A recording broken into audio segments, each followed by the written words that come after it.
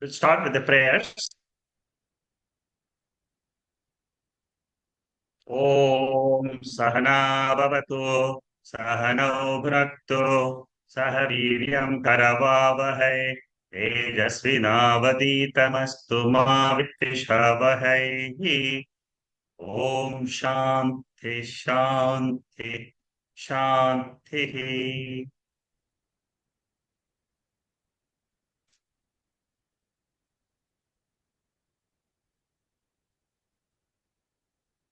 We are doing a revision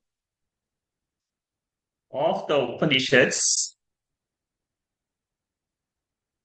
and we have finished 12 Upanishads in this series of talks. The last Upanishad is Mandukya Upanishad, which I'm taking in slightly more detail compared to the other Upanishads.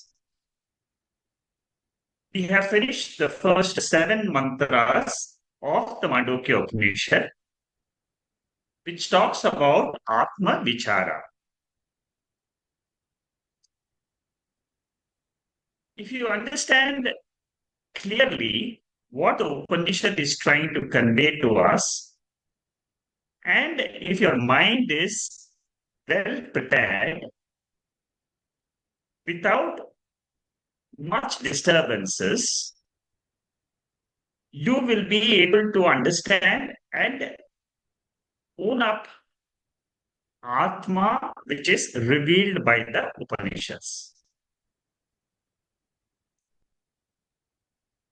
All Upanishads are trying to give us a unique knowledge of something which we do not know,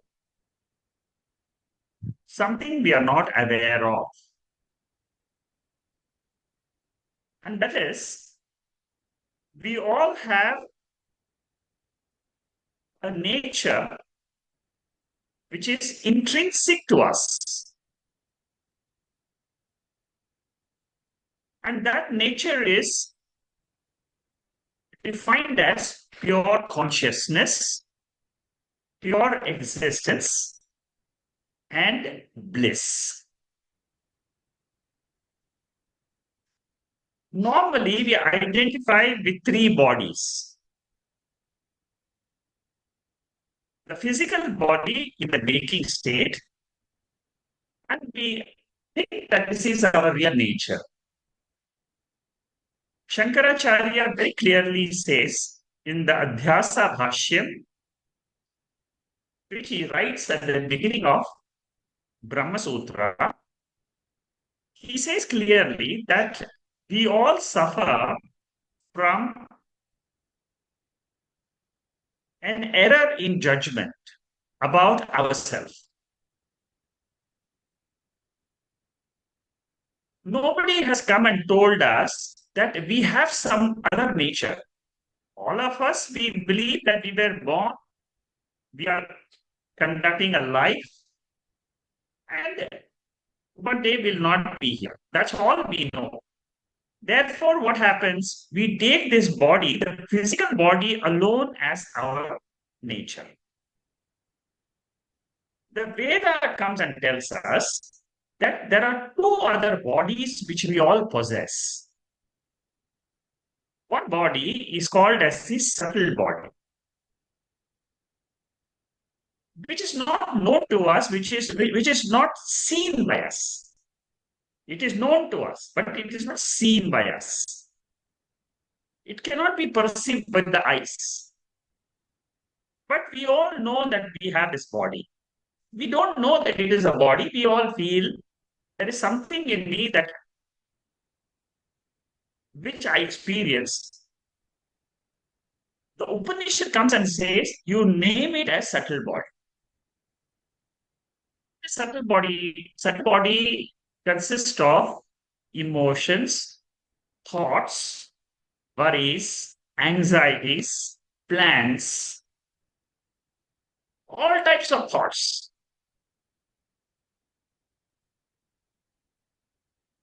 How do I know that I have this body?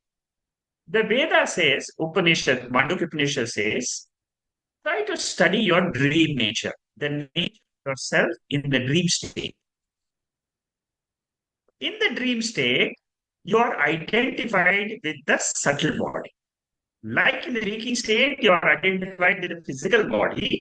In the dream state, you are identified with the subtle body, which is the mind. Predominantly, it is the mind. So, mind has got thoughts, projections in the dream state, and then you are watching it. So, who's watching it? It is the pure I. That is the dream state. Now, this is a second level of our existence. Our one level of existence is waking state. The second level is subtler level, which is the dream state. The Veda says there is still one more level, which is called as the causal state. Many people have written to me after they have gone through these Upanishadic talks, especially the Mandukya talks. They have told me that they are not able to understand this causal state, which is difficult to understand because it's extremely subtle. At least the subtle body we can understand because it's our own emotions. But what is this causal body? In the waking state, physical body. So you rule that out. In the dream state, subtle body, you rule it out. Take it out. It's not these two states. In the sleep state, we are identified with the causal body. But then you will say causal body is a state of blankness. I don't experience anything called as a causal body. There's no body I experience. What is this body you're telling me? This causal body is much more subtler than the subtle body. The subtlest thing in the universe is this causal body, which there are two schools of thought. One school of thought says it is a state of blankness where we are ignorant about what lies beyond the causal body. There is something which is beyond the causal body, which is the witness of the causal body, witness of the subtle body, witness of the physical body. That witness, the Upanishad says, is called as Turiya, the seventh mantra of the Upanishads. So the causal body is an ignorant state where you're ignorant about your real nature, which is beyond the causal body, which is called as the Adhyasa, the substratum, which is called as the truth, which is called as timeless. There are many, many descriptions of this Turiya, which is beyond the causal body. So the causal body is what? It is a state of ignorance where you say, I don't experience anything. I don't even know myself. That is one definition of causal body. The second definition of causal body is it is a causal body. It is the karana sharira vritti. Vritti means thought. The thought in the causal body is I don't know anything. Only one thought is there. This is the second school of thought. One school of thought says it is a state of ignorance, complete ignorance about my real nature. Because in that causal state, there is no physical body, there is no physical universe, there is no subtle body, there is no subtle, they have all gone into unmanifest condition. So that state is called as Eki Bhutaha. That means all the knowledge of the entire universe has collapsed, has become one mass of consciousness, which is a blank state of tamoguna. That is causal state. That is the sleep state. Beyond this causal state, there is Atma, which is the pure state where there is no body, no physical body, no causal body, no subtle body. It is a pure state of pure consciousness, objectless awareness. That is the subject matter of all the Upanishads. Whether you study Mandukya Upanishad, Taittiriya Upanishad says you drop all the five koshas and then go to this Turiya avastha. Mandukya says you drop the three avasthas, waking, dream, and sleep, and go to Turiya. Go to Turiya. Bhagavad Gita says you drop the Kshara Purusha, which is the waking and the dream state, and you drop the Akshara Purusha, which is the sleep state. And then you go beyond that, which is called as Uttama Purusha, chapter 15 of the Bhagavad Gita, which is exactly nothing but Turiya.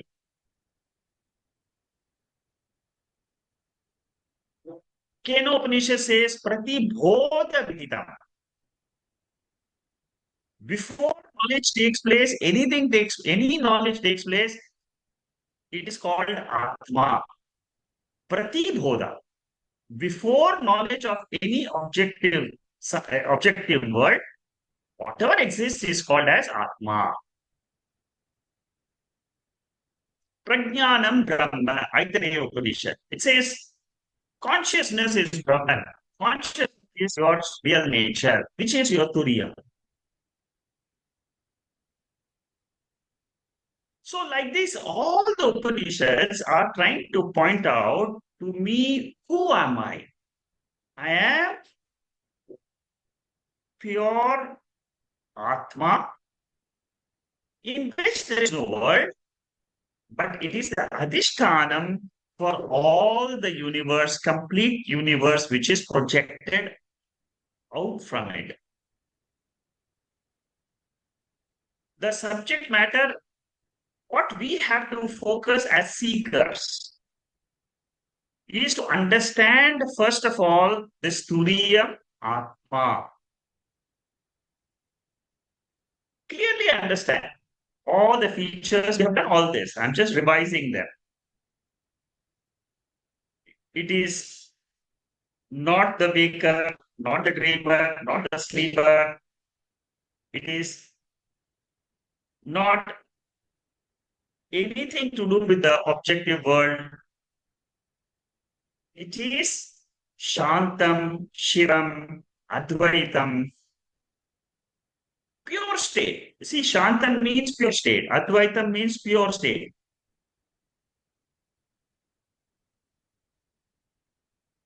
One more point I will tell you before we start the class today.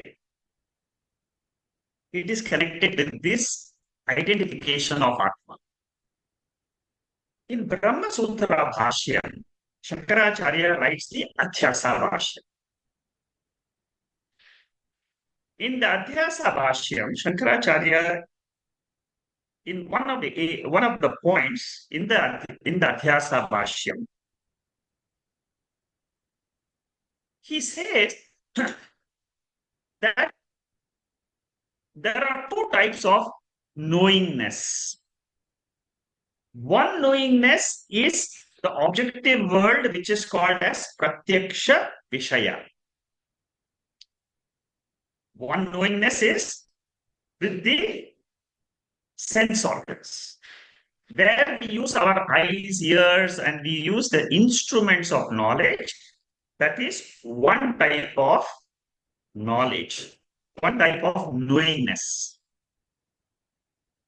He says there is one more knowingness which we don't know. Only the Upanishad will come and teach me that. He says that second knowingness is knowingness without the instruments. And that knowingness is called as Atma. That's of knowing. I know the world through the sense organs. I know myself without the sense organs, without any instruments. All of us, we know I am. That I am, full stop. That is what is called as Atma. Knowingness of Atma. It is Sat, it is Chit. I am existent, I am conscious. That is my nature. I am not inert. For all the inert world, we will require a pramanam, an instrument without which we cannot know the world. For example, to know color, form, shape, sound, touch, hard, soft, taste, bitter taste, sour taste, salty taste, sweet taste, fragrant smell, foul smell. All this is the world which is given to us by the Pancha-jnana Indriyas. These are all known to us. For all this knowing, we require the Pancha Indriyas. There is a second type of knowing, which is what is called as knowing without instruments. I am, I am, I am.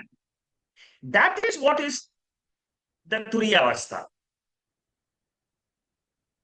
To say I am, you need mind. You need the mind. You need a thought.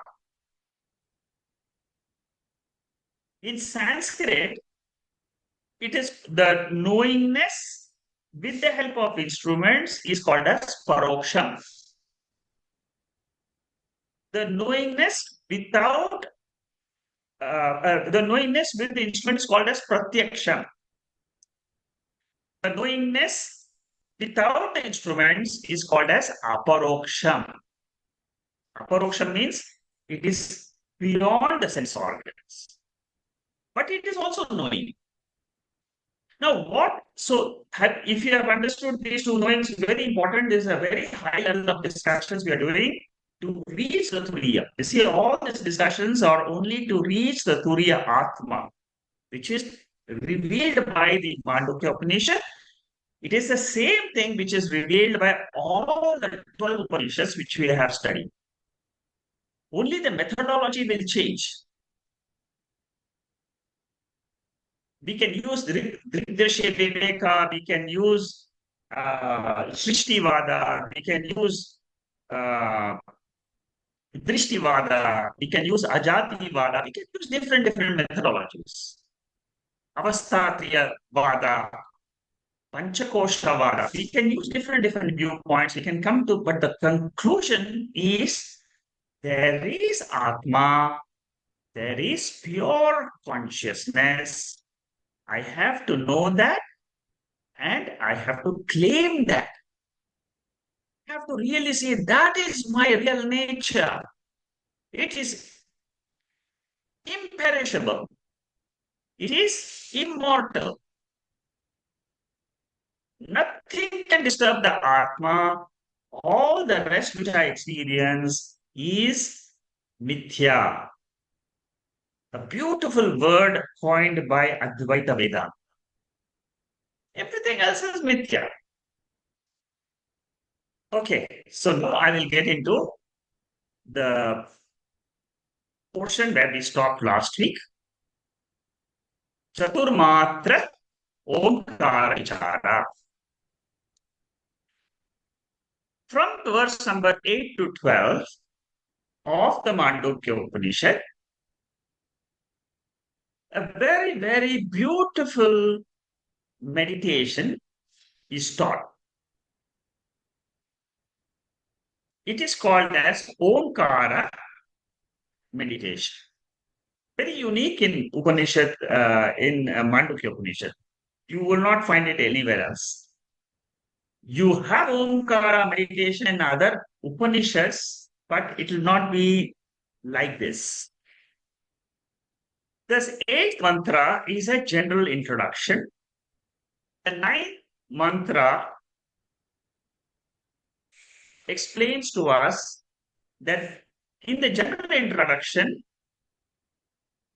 Upanishad says, Omkara consists of three matras. A, U, Ma. And the fourth one is called as Amatra. Amatra means silence, soundless. The four together is called as Omkara. A stands for waking state. U stands for dream state. M stands for sleep state. And the silence stands for Turiya Atma, which is the pure consciousness, which is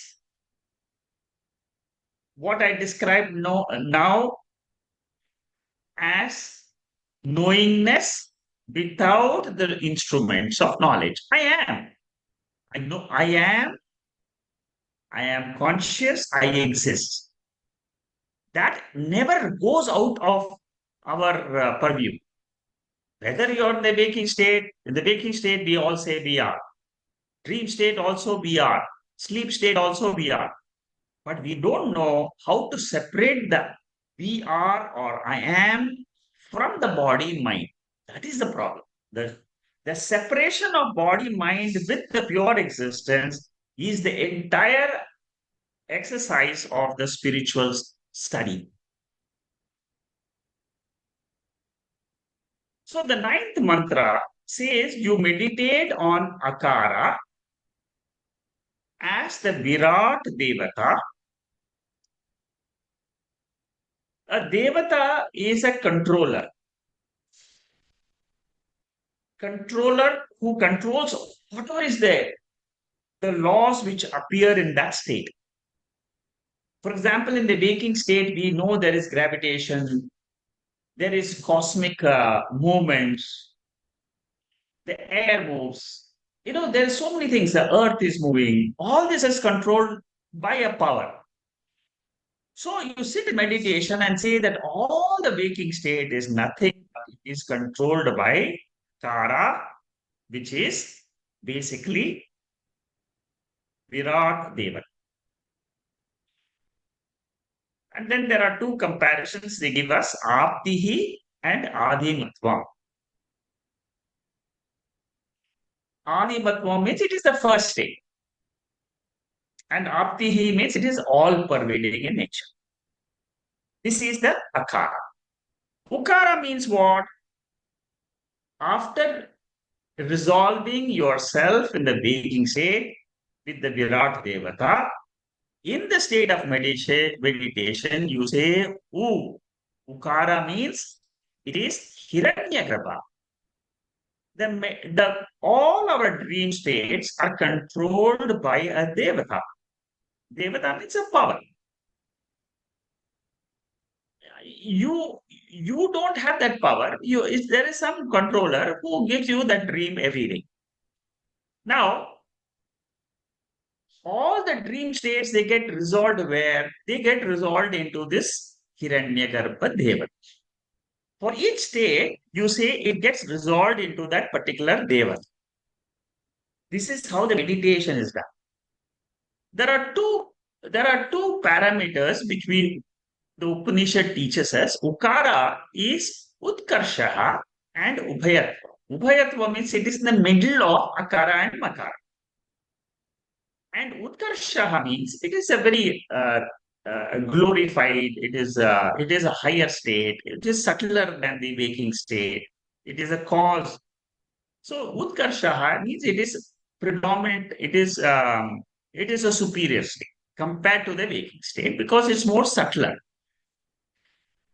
Then the 11th mantra talks about upasana of Ishvara. That means we are talking about a sleep state which is controlled by a Devan, a power, which is called as Antaryami. Antaryami means inner controller or Ishvara. or Paramatma. This is where we resolve the entire cosmos. Finished. When you come to Makara, it has got two features, Aditihi and Vidihi. It means it is a measuring instrument where you can measure the waking state and dream state, and they all get resolved into the sleep state. Now, beyond this sleep state, which belongs to the mind of an individual, there is a adhishtanam for the waking, dream, and sleep. Adhishtanam means substratum. According to the Upanishad, the waking, dream, and sleep are mithya. They are false projections. They are there, they are being experienced. They all have an appearance. But all appearances should have a substratum, which is called as Turiya. That Turiyam is described in the 12th. So you can get the entire synopsis of the verses from 8 to 12 in this small little chart. Meditation or upasana helps us to chasten our mind. You know, if you see a goldsmith, he'll keep on working on the gold and producing a shape, or a carpenter, or who will keep on using his chisel to give a shape to something. Similarly, meditation is a process by which we purify the mind. Purify means what? We try to see how I can throw out all other thoughts and remain focused on the awareness principle. Why do we need to do this? Because awareness principle is our goal. But my mind is not exposed to awareness. Slowly, by doing this type of meditation, I make the mind calm, peaceful, so that it can glide into this Turiya Avastha.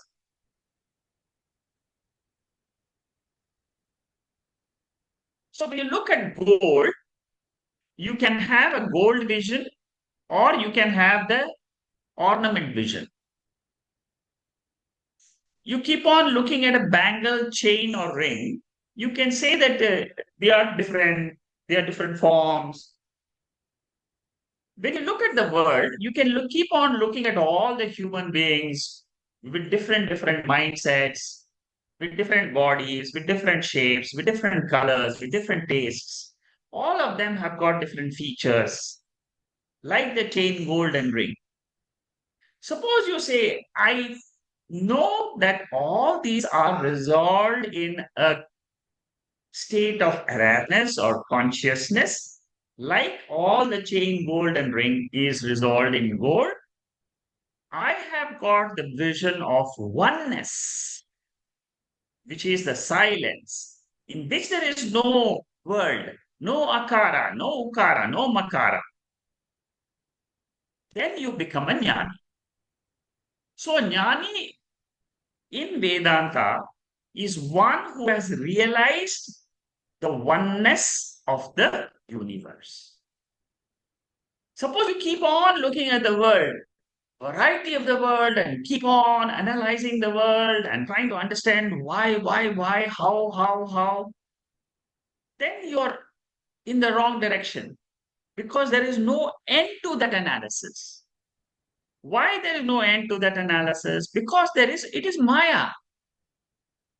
Maya means something which you cannot say it is existed. Maya means it is something which you cannot say it is non-existent, but it appears. And we get caught up. We think that something is, we don't know that it is Maya. See, only when you come to Mandukya Upanishad, you try to understand what is this Maya. My whole waking state is Maya. It is pure. Maya means what? It is a power. It is like in the second chapter of Mandukya Upanishad, Gaudapada Acharya, he says it is like a magic show, like a magician. Ishvara is like a magician. He's just giving us this projection of the world. Huge world. So what we do is we negate each pada, we negate the waking, dream, sleep, and we hold on to something which we cannot negate. What we cannot negate is Turiya. We negate the bangleness, chainness, ringness, and arrive at gold. So similarly, a, u, ma, we negate as sagunam, as a field with gunas. We all have studied Bhagavad Gita, chapter 14, which says Prakriti is made up of sattva, rajas, and tamas. Maya is sattva plus rajas plus tamas. That is what is called as Maya. It's a power. Vedanta and defines this power. It helps you to experience this power in us. Whatever is there in the world, it is also in us. Vyashti, the individual, is the same as Samashti. It has got the same power. But the same power is there in the Samashti. Because Samashti means the totality. Totality is nothing but Ishvara. So we try to drop all the attributes, including time and space, which causes division, and hold on to the Turiya, pure awareness or consciousness. The Buddhists, I'm talking about Buddhists of the Shankaracharya's time. We are not talking about the Buddhists in today's world. During Shankaracharya's time, the Buddhists had a philosophy called as Shunyavada. Shunyavada means that everything goes into void, blankness, and there is nothingness. This is one school of thought which existed during Shankaracharya's time. Vedanta, again during Shankaracharya's time, says that to say nothing remains, you require a witness of nothing. We need a Shunya Sakshi Chaitanyam, which is called as silence. See, in meditation, what do we do? Ah, ma, we resolve. And then you go into the silence mode and you say that silence is me. Ma, what is that silence which we are trying to own up? It is pure consciousness without any instrument of knowledge, which is called as silence. As long as you are hearing the sound, it is saguna. The moment you are in silence, it is nirguna. Silence means in Vedanta awareness, consciousness. And this consciousness is spiritual. It has got a spiritual light. It is not the light which you will see of the sunlight and all that. It is a spiritual light of consciousness which illumines the entire physical world in the waking state, dream world in the dream state, and also the sleep state where there is ignorance. Such is the power of our real nature. Knowing that real nature, I'm free. Suppose in today's discussion, you have now followed for the last 35 minutes the discussion so far. And you say, yes, yes, now I know my real nature is not the waker, not the dreamer, not the sleeper. I am the adhisthana. I am the substratum in which there is no word, and that is called as Atma, that is called as Satchit Ananda. Then what happens? You are free. Only thing is you have to hold on to this knowledge for the rest of your life. Without forgetting, if you keep on holding it, you are called as Jivan Mukti. Whoever knows this and claims I am Turiya Atma is a free person. Okay? This is this is how the Upanishad ends, and it says you are ever free. Not that you're free after knowledge, but you were free before knowledge. Now you are free after. Nitya Mukta Swarupa. See, all this may appear very, very technical, very interesting, but once you go inside your own self, it's very easy. Because all this is words and words and words, but we are using the words to go within ourselves and walk the path in meditation and claim our nature as Turiya Atma. That is the objective of Omkara meditation. There are three topics which are taken up in the Karikas. Karikas means commentary written by Gaudapadacharya, the great grand guru of Shankaracharya. So, what are the three topics? Comparative study of Padatrayam is made. First topic. What is the waking state, dream state, sleep state? Comparative study. Is it the same? The dream and waking, is it very similar? All that analysis is done. The second is Sthanatrayam. For meditation, which part of my body I should use and say the waking state he is here, the dream state is here. That is the second topic. And the last one is Omkara. The first topic. Now I'm going to go topic by topic. We study the three identities, which is Vishwa, Taijasa, Prajna. Once again, Vishwa means I am identified with the physical body. In the physical body, I have got the mind. The mind has ignorance and it has got error. What is the error? I am the body is the error. I am Turiyam is the knowledge. Same thing in Taijasa. Taijasa means dreamer.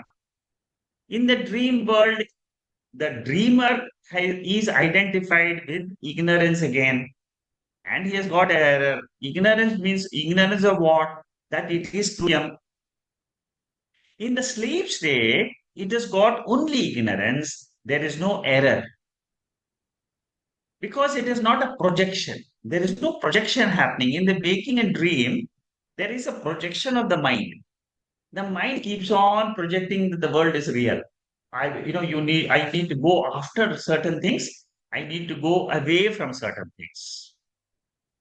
So ignorance, here in Mandukya Upanishad, there are two technical terms used, one for ignorance, one for error. The ignorance is called as agrahanam. Agrahana means I don't experience anything. Experience anything. When does this happen? It happens in the sleep state.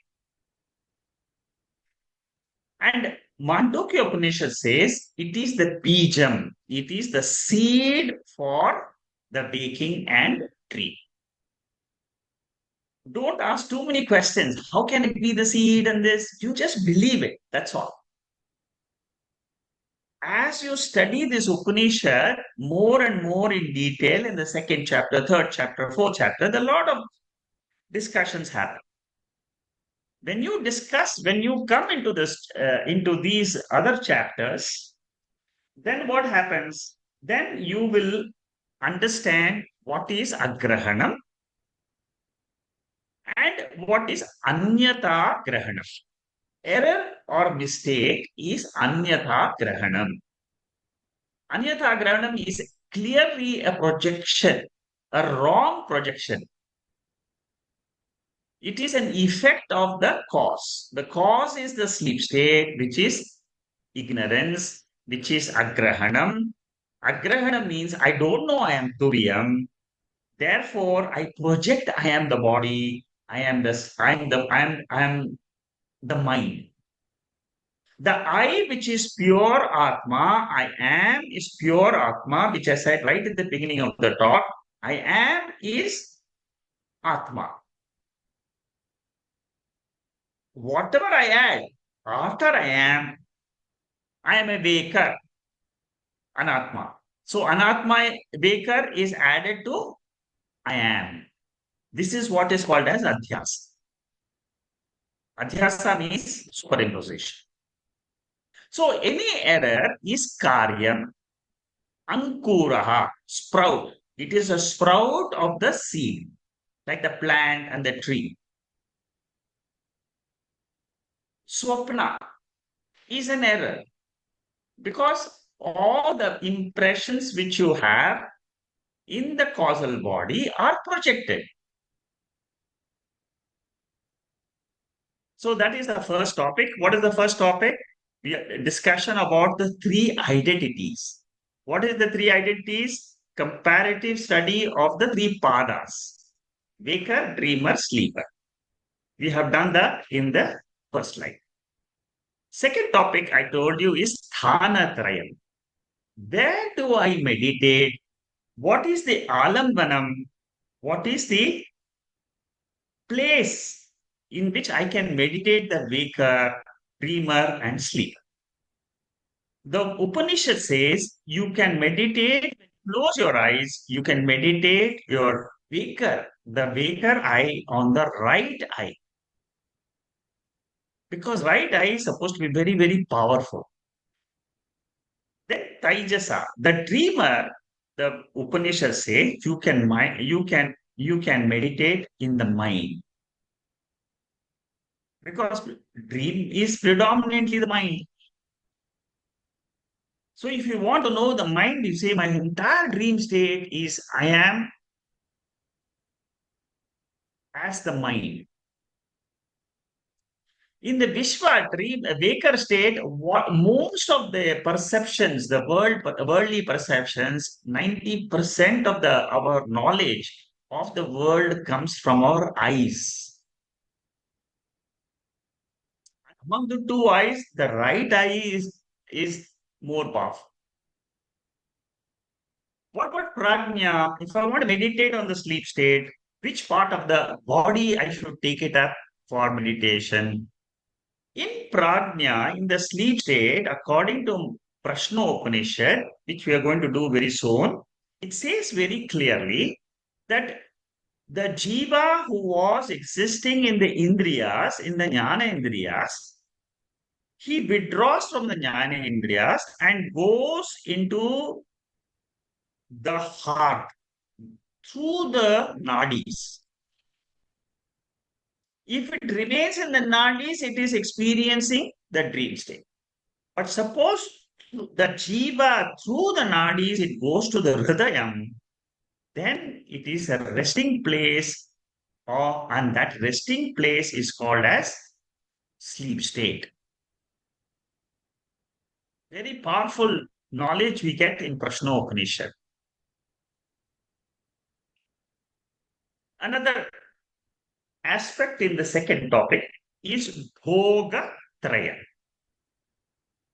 What do I enjoy in the waking state, dream state, and sleep state? See, this is a comparative study. Unless you come to Mandukya Upanishad, you will never do this type of analysis. You will never think about where to meditate on the waker, nothing. These are all new things you'll learn. In the waking state, I am experiencing the world through the gross body. Therefore, I experience sthula bhoga.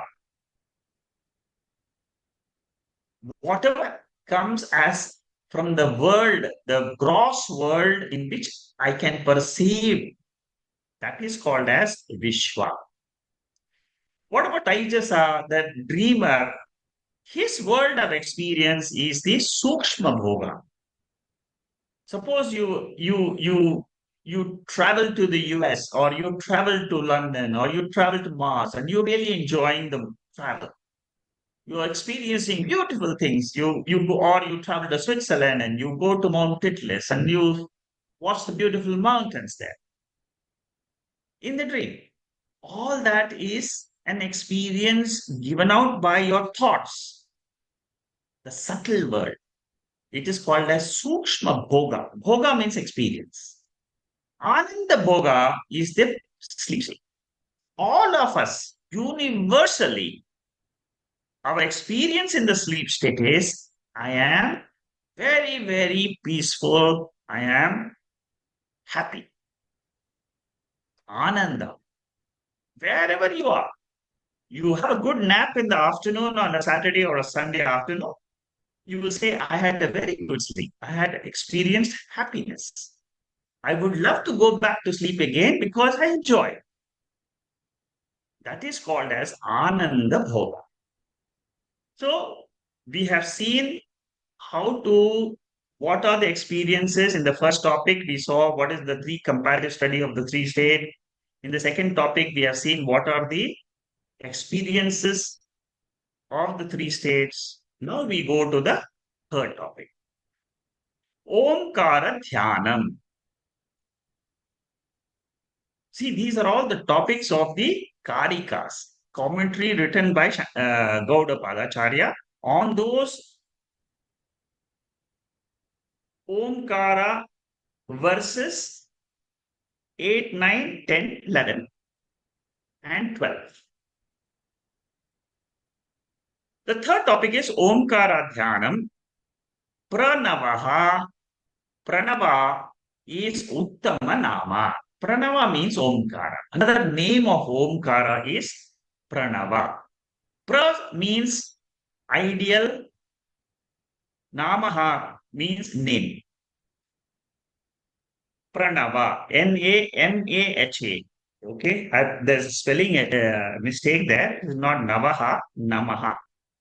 Pranama. Now, Pranava is ideal. Pra means stands for ideal, perfect, appropriate, perfect name of the universe is Pranavam. It is Omkara. It is the ideal name of Brahman. What is Brahman? Turiya. Why is Brahman or Turiyam auspicious? Because it is Shantam. It is Advaita. All other names will reveal what? Sagunam word. There is only one Nirgunam Vastu in the entire cosmos, which is Turiya or Brahman. And that is given a name Omkara. The sound part of Om reveals the Saguna portion. Saguna means what? With attributes. Big, small, tall, short, all these are attributes. Color, all these are attributes. So the Saguna, entire Saguna Jagat is O, the sound. What about the silence between the two Oms? That is what is called as Nirgunam Brahma. The Saguna Brahma has three portions: Vishwa, Hiranyagarbha, and Ishvara, or Virat, Hiranyagarbha, and Ishvara, Uma. How to do the dhyanam? How to do the meditation? The first step is you concentrate on the sound part of Omkara. Om. You hear the sound Om mentally? Yes. Now, what do you say there? How do you visualize? The sound Om consists of the Devatas which control the waking, dream, and sleep. which is Virat, Hiranyagarbha, and Ishvara. The Sagunam Brahman is Aparam Brahma. That means Aparam means inferior compared to Param Brahma, which is Nirgunam.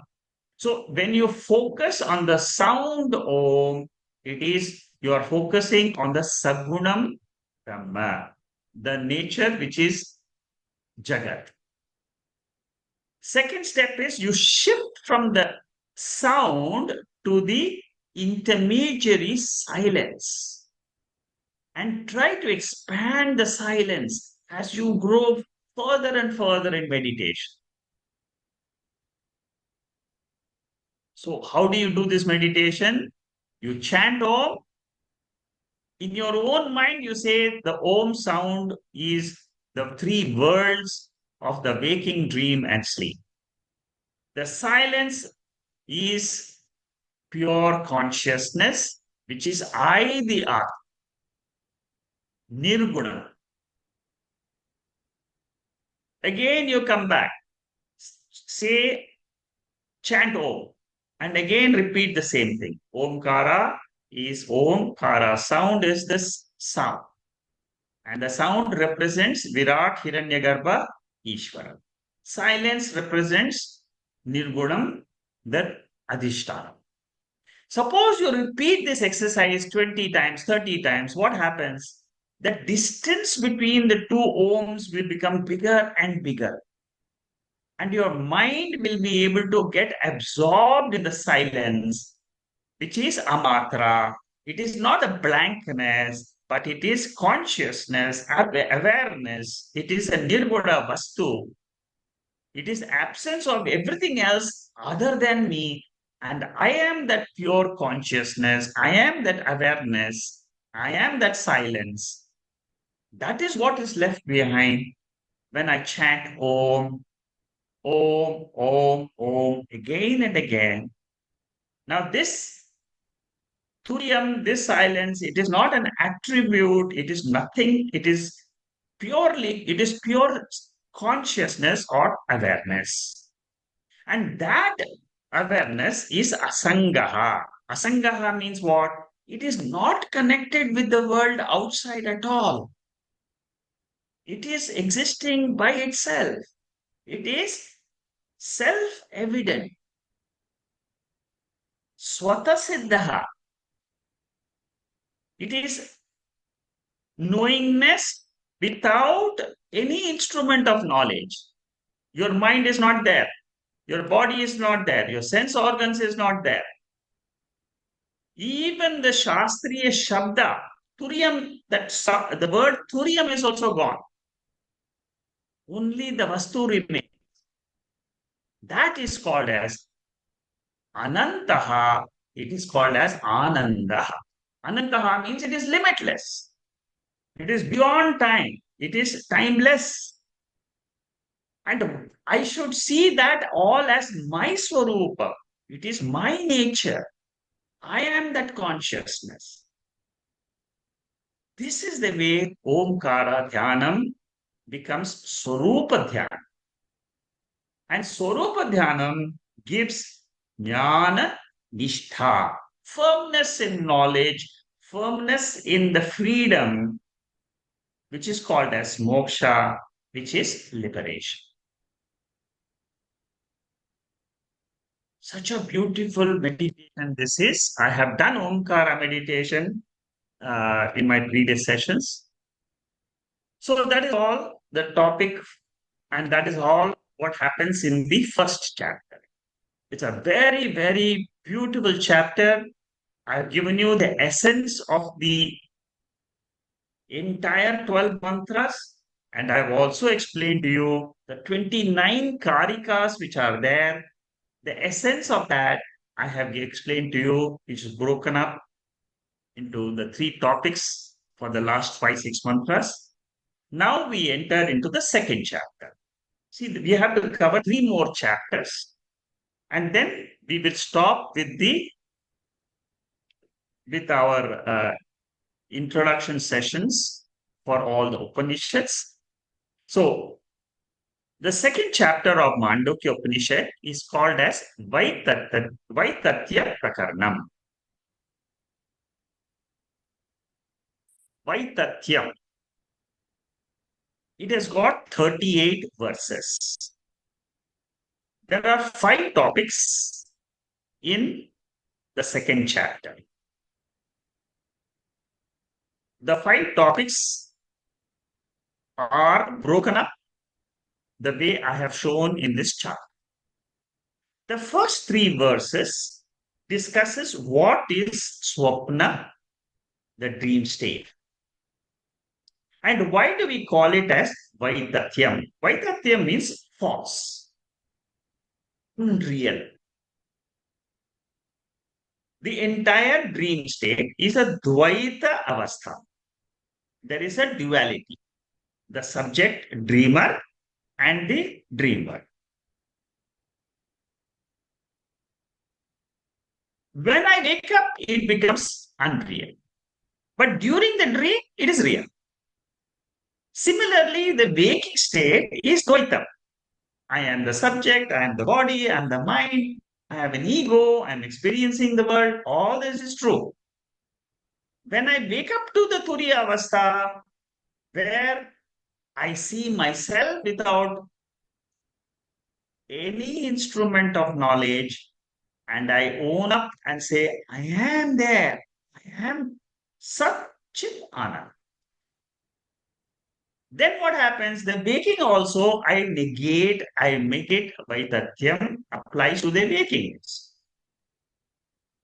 That is what is described in the verses 4 to 18. See, many people, they do not know how to see this waking also as a dream. That is beautifully explained in the verses 4 to 18. For all those who are interested, you please study my notes which are there in the website. You can study any other person's notes on the Mandukya Upanishad, and you can see I'm only giving you what is there in the Upanishad, just a simple version, so that if you want to dwell on it, can do it. The third topic is from 19 to 29, which is why there are misconceptions, confusions regarding the Turiya. The Turiyam means a pure state.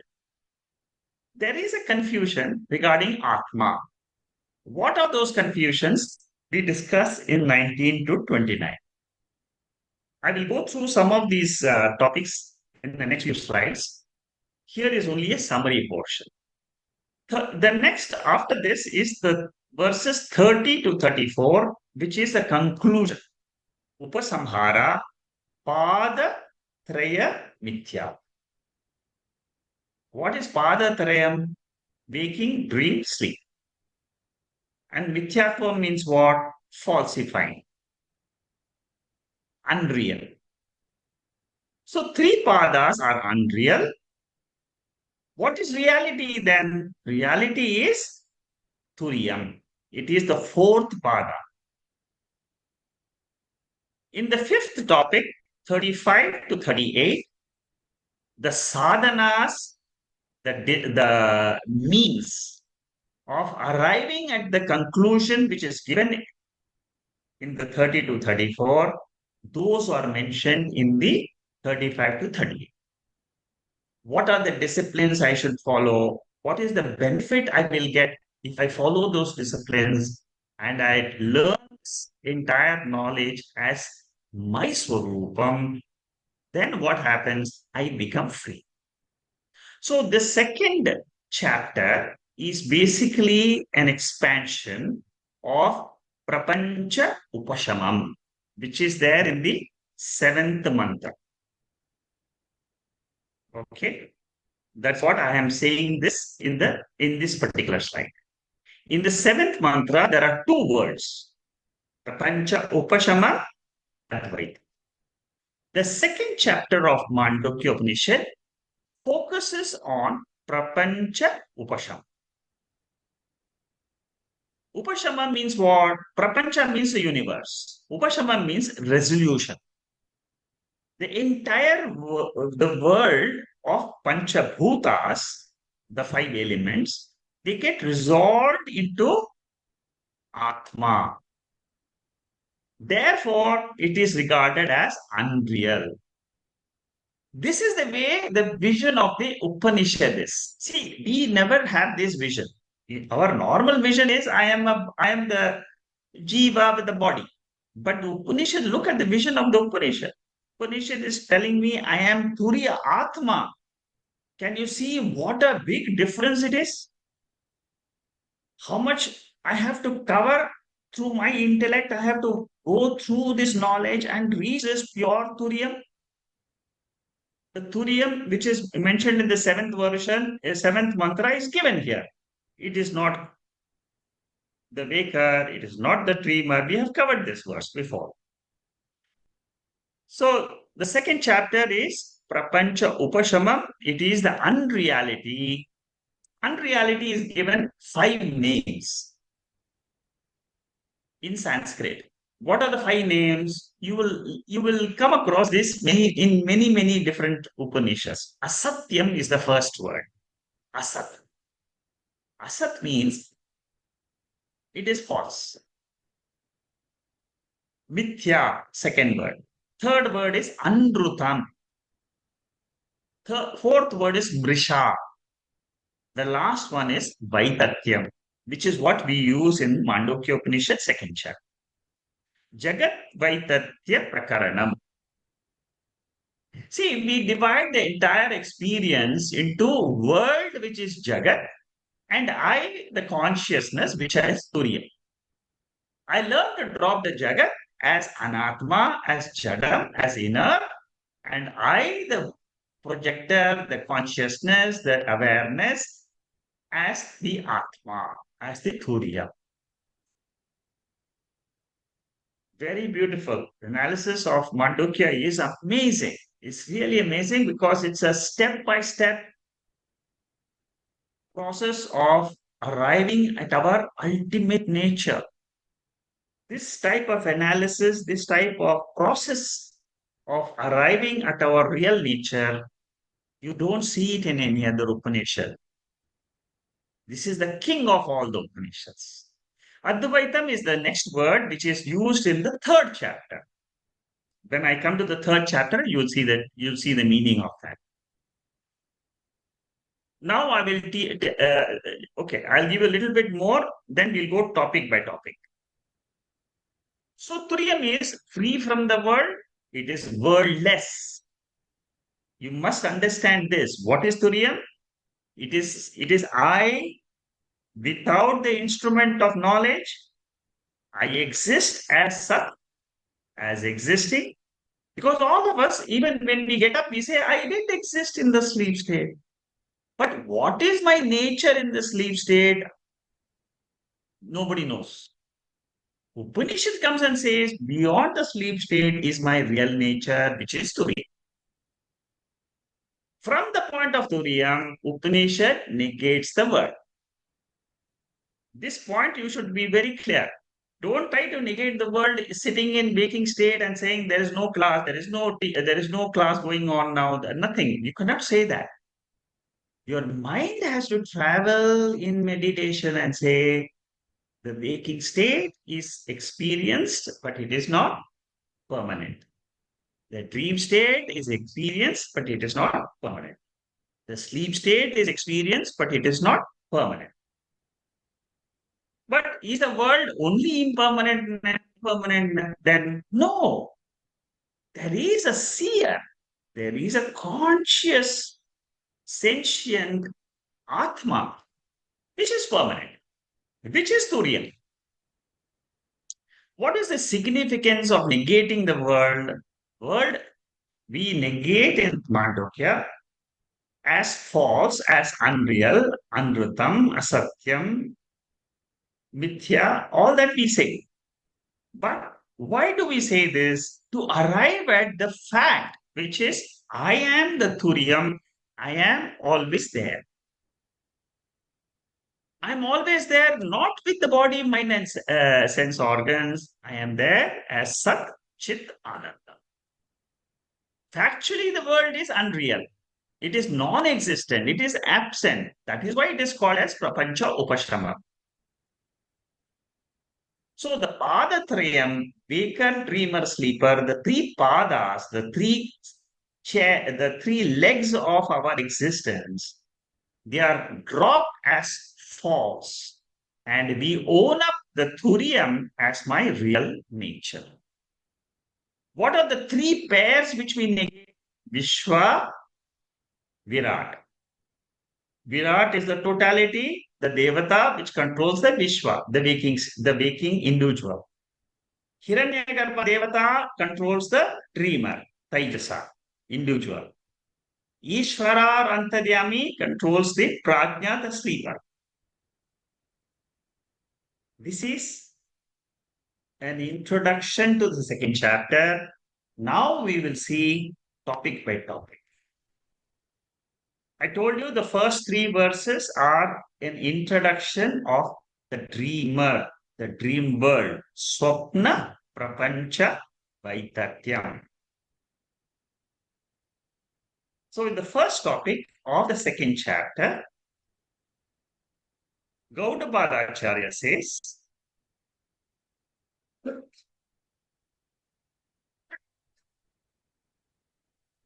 that the dream world is mithya. It is unreal.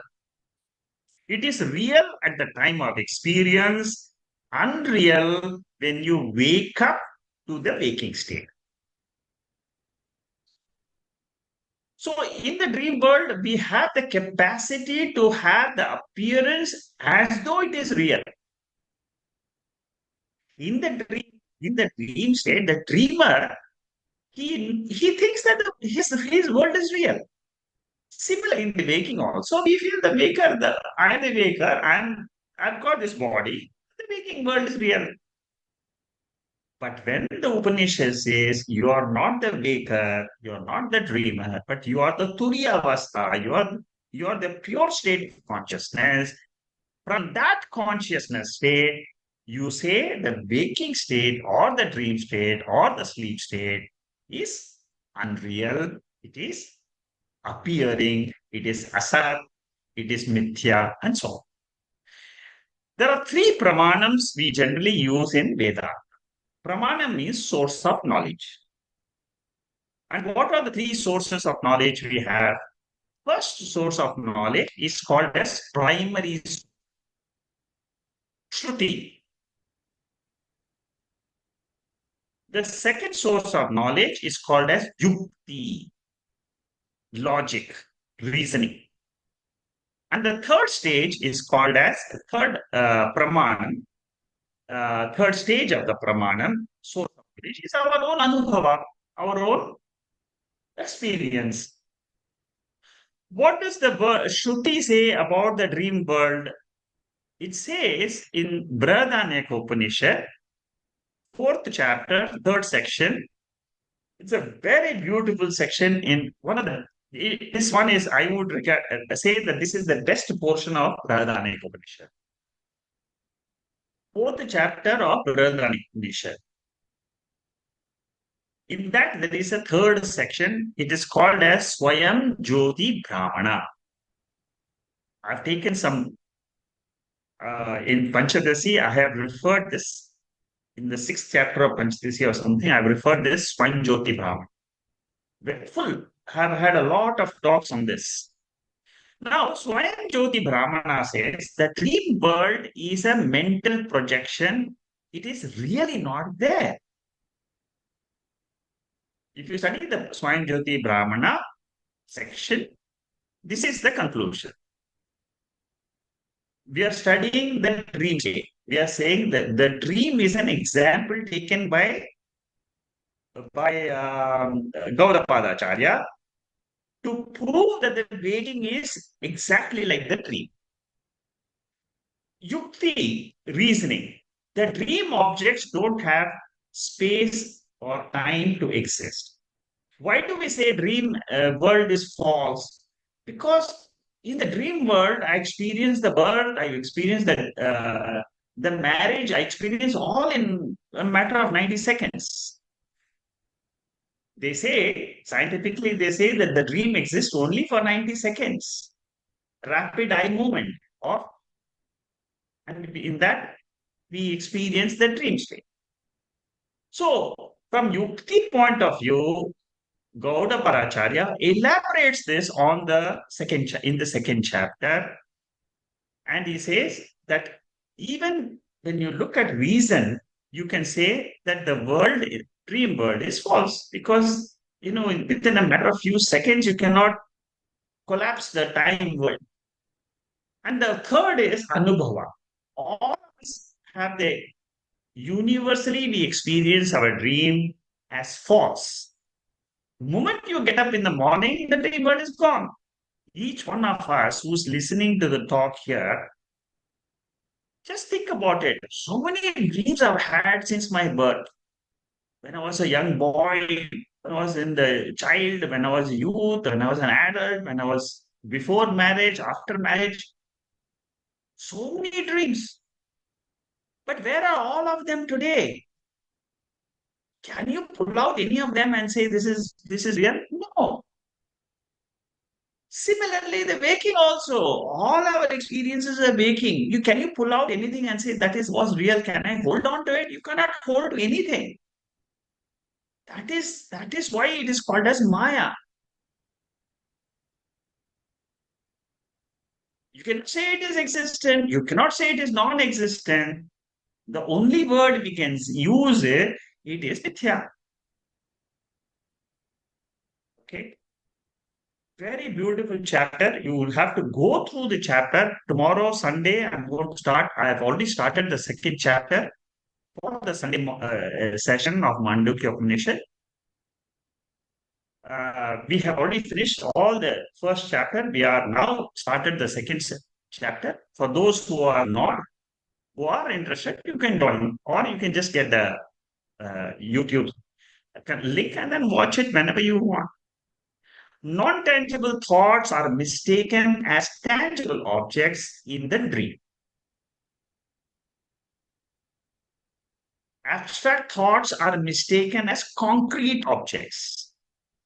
Vishwan Darpana Drishyamana Nagari Dakshinamurti Stotram, first Stotram, the first verse, it says that the waking state is as good as the dream world. That was topic number 1. Topic number 2 is 4 to 18. It tells us that the word of waking is not unreal from the waking state point of view, but from the sleeper's angle and the dreamer's angle and the Turiya angle, the waking world is unreal. When you perceive the waking universe, it is real. But when you go as a sleeper, the waking world is not there in the sleep state. You have got a beautiful rest, very happy. No, nothing can disturb you at that time. So Mandukya Upanishad says, please note that you are also existing in the waking state, you are also existing in the sleep state, you are also existing in the dream state. Do a comparative study and walk out of all the 3 states and say, I am ever free Turiya. That is ultimate goal of Mandukya Upanishad. The 2 reasons which are used, one is an implied, another is a direct reason. Whatever is objectified is mithya. It's a very big statement. Gauda Padacharya makes. It will take time for you to understand this, hold it, and then say, I agree with this. It requires manana, it requires nididhyas. What does he say? He says, I have put the verse number 5 and 6 because they are very, very important. Because he says Swapna is mithya, Jagrat is mithya. Why does he say the reasons are given here?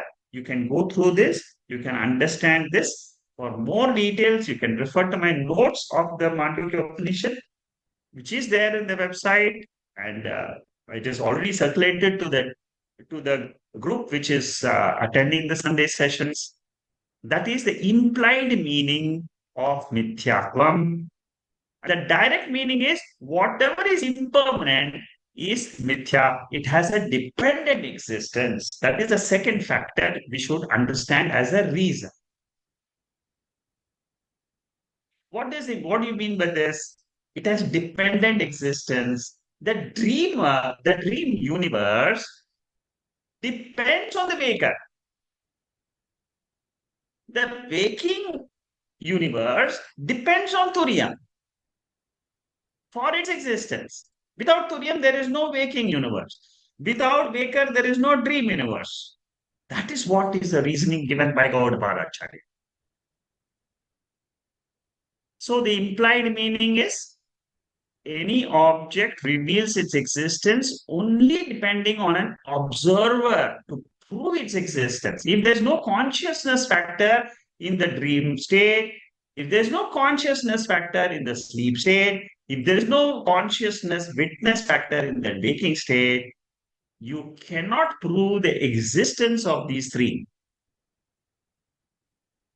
Therefore, that consciousness, which is the adhishtanam and which is common in all the three states, that is my real nature. The world is not my real nature. World depends on the observer. Very big statement and a very important reasoning. See, this type of analysis which we do in Mandukya makes my mind strong, and I can hold on to the truth of Turiya Atma because of this type of analysis. Without this analysis, if you just listen to some talk and say your awareness and you just remain as awareness, you will not. You will listen, you will forget about it after some time. That's all. But when you listen to the Upanishads, which is the source of knowledge for the Turiya Atma, then you can stand on it. You can make it as your own. It can remain as your own swarupa. That is what is expected. So, second reason is directly. It's a direct method to say that the world of experience, whatever is impermanent, has got borrowed existence. That is what borrowed existence means. What? As Turiyam, I've got original existence, original consciousness, but as a waker, as a dreamer, as a sleeper, I'm borrowing that existence and consciousness as reflected consciousness, and I am experiencing the world. Therefore, the experienced world, Drishyam, is false. What has intrinsic independent existence alone is called as eternal. It is nityaha, it is immortal, it is turiyam. Okay, the conclusion is whatever is drishyatva, it is anityam. Jagrat prapancha is drishyam, it is anityam, it is mithya. Okay. See, go through the reasoning, then only you will understand the second chapter well. Reason is very important. Why do we say it is Jagrat world is mithya? It has utility. It has got uh, clarity. It has got externality. It has got objectivity. Waker's world has got utility only in the waking state. In the dream state, the whole waking state, your wife, your husband, your children, your bank balance, everything is doesn't make any sense in your dream state and in your sleep state. Have you ever thought about it? No. You come to Upanishad will teach you how to think. The clarity, the world, the waking world is very clear in waking. My eyes can see the mountains, the rivers, now the whole world. Upanishad says, even in the dream world, it is very clear. Only on waking that we say that the dream world was very vague. So clarity is not a criterion for reality. The utility is not a criterion for reality. What do we say is real? Something which has got clarity, but something which has got utility? No. What about externality and objectivity? Gaudapadacharya says, dream world appears external in dream, but internal when we wake up. Hence, this is not a criteria.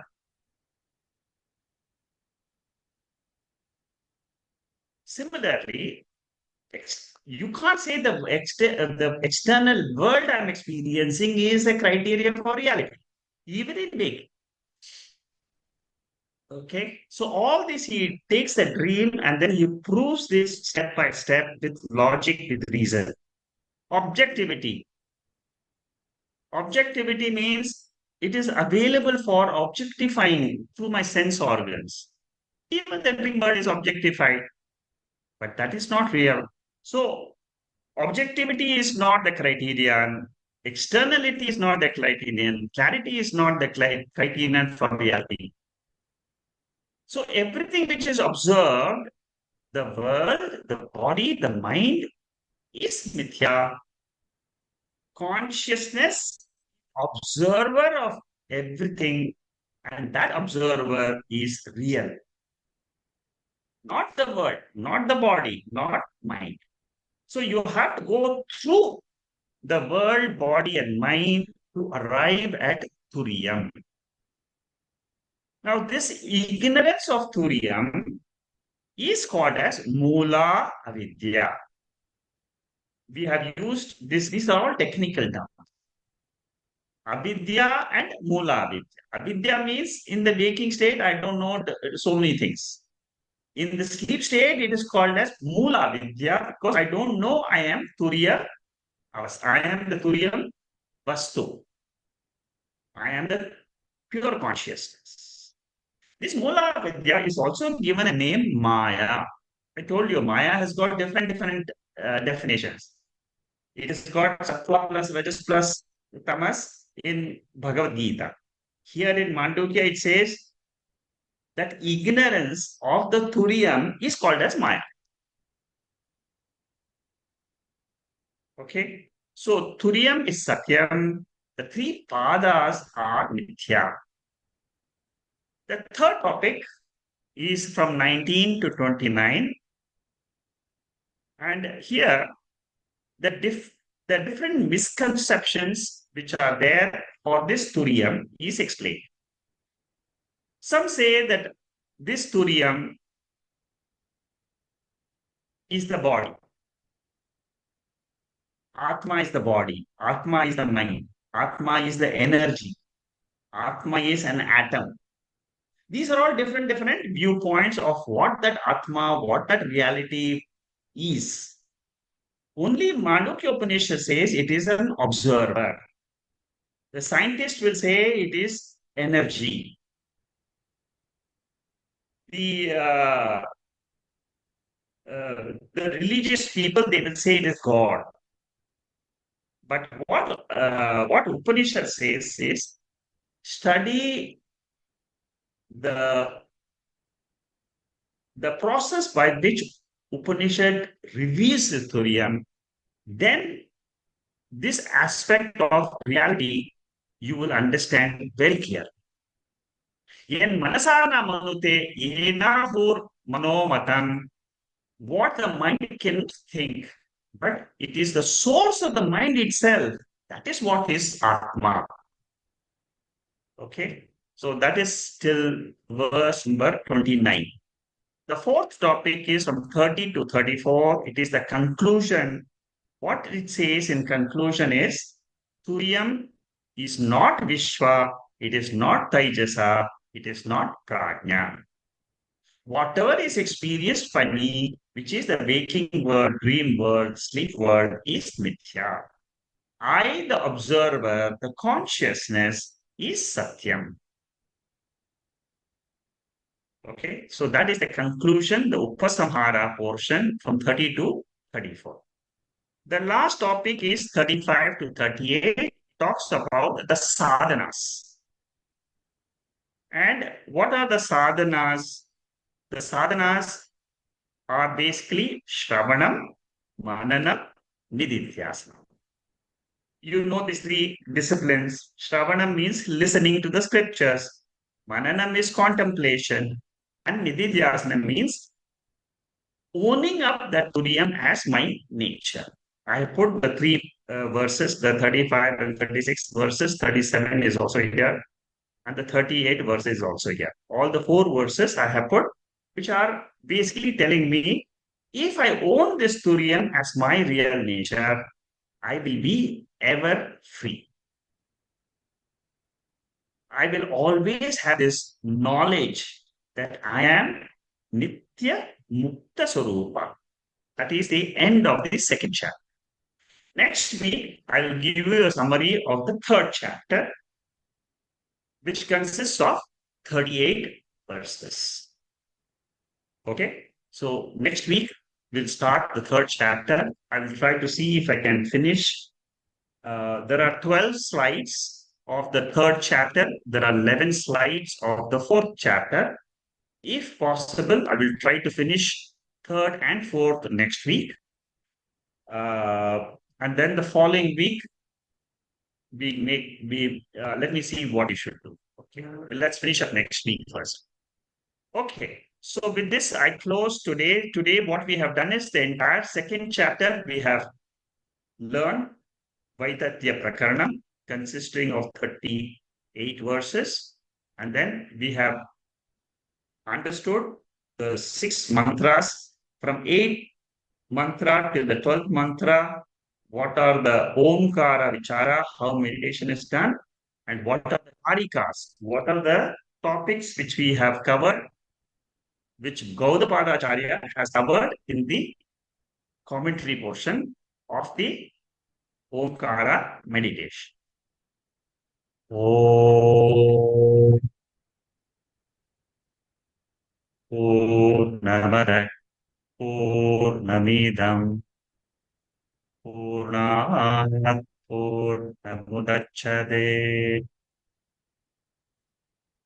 Purnasya Purnamadhaya Purnameva Vasishyate. Om Shanti Shanti Shanti. There's nothing in the chat box today. Now we will open for the group in case you have any questions, and you can ask the questions. Don't worry, even if you are new to these sessions, I can see some new names today. Don't worry, even if your questions are very very preliminary, you can ask them. These discussions are meant for both senior seekers and junior seekers, because now I have started inviting those people who are interested in this knowledge. I said, you come and listen. So if you have a question, you can put it in the chat box, or you can ask yourself by unmuting yourself. Shanmugam has already unmuted all of you, so you can unmute and ask your questions. Sagarji, this is Manikandan. I have one Manikandan, go ahead. Thank you, Sagarji. When we say that the world is mithya, all the three worlds like Brahma, Stula, Sukshma, and Karana. Yeah. So we have to negate the mithya. But at the time, the Sat is also available along with the mithya. For example, Yes. when you explained about the gold and the gold chain, Correct. so gold chain, we can negate and we can able to see the gold. I know the Sat is not available for our Pratyaksha, but when we negate this Mithya, how we can recognize this Sat? Okay, good question. See, when you negate the world is mithya. Now, mithya is false. It is an appearance, it is false. But what is the knowledge which we get from the Upanishad? For every mithya, for a rope snake which is mithya, you need an adhishthanam, a substratum, which is called as rope. In the case of the universe, which is made of panchabhutas, it is inert by nature, but it has got a mixture. I have made it has got a mixture of that Satchidananda and that inert world. How to separate the two? I have learned to separate the waking state, dream state as Vidya. How to hold on to that Atma? How to hold is you say in your mind, for all my experiences of the Mithya world, there has to be an Adhishthanam. I am the Adhishthanam. I, the Turiyam, am the substratum for Jagat. You have to deliberately tell this in your meditation. I am the pure. That is why in all my sessions, I always say, I am pure. I am the Adhishthanam. I am the I am the ground from where this entire thing is coming up and going. See, Mayeva Sakalam Jatam, Kaidali Upanishad, Nabhumi Rapo na Chavanni Rasti. There is no world, there is no earth, there is no, all this is only from Turiya Avastha. Only when I stand as pure consciousness, I am the Adhishthanam, I am the substratum, I am the pure awareness, which is without any instrument of knowledge. You see, what I said in the beginning of the class today, what Shankaracharya writes in Brahma Sutra Adhyasa Bhashya, there are two types of knownness. One knownness is pratyaksha, which is I use the instrument of knowledge, instrument jnana indriyas. That is one type of knownness. And that knownness is of anatma. It is the knowingness of the anatma jada vastu. That is the jagat which is jada. There is another knowingness which I don't know at all unless I study Brahma Sutra or I study Upanishad. I don't know that. What Shankaracharya reveals in the Brahma Sutra Bhashya, very beautifully he does it, very unique. What he says is, Atma's knownness, I am, which is my real nature in the sleep state. In the sleep state, I am there or not, I am there. But do I know that I am there? Do I know it with the help of any instrument of any sources? No. This is what is called as Atma.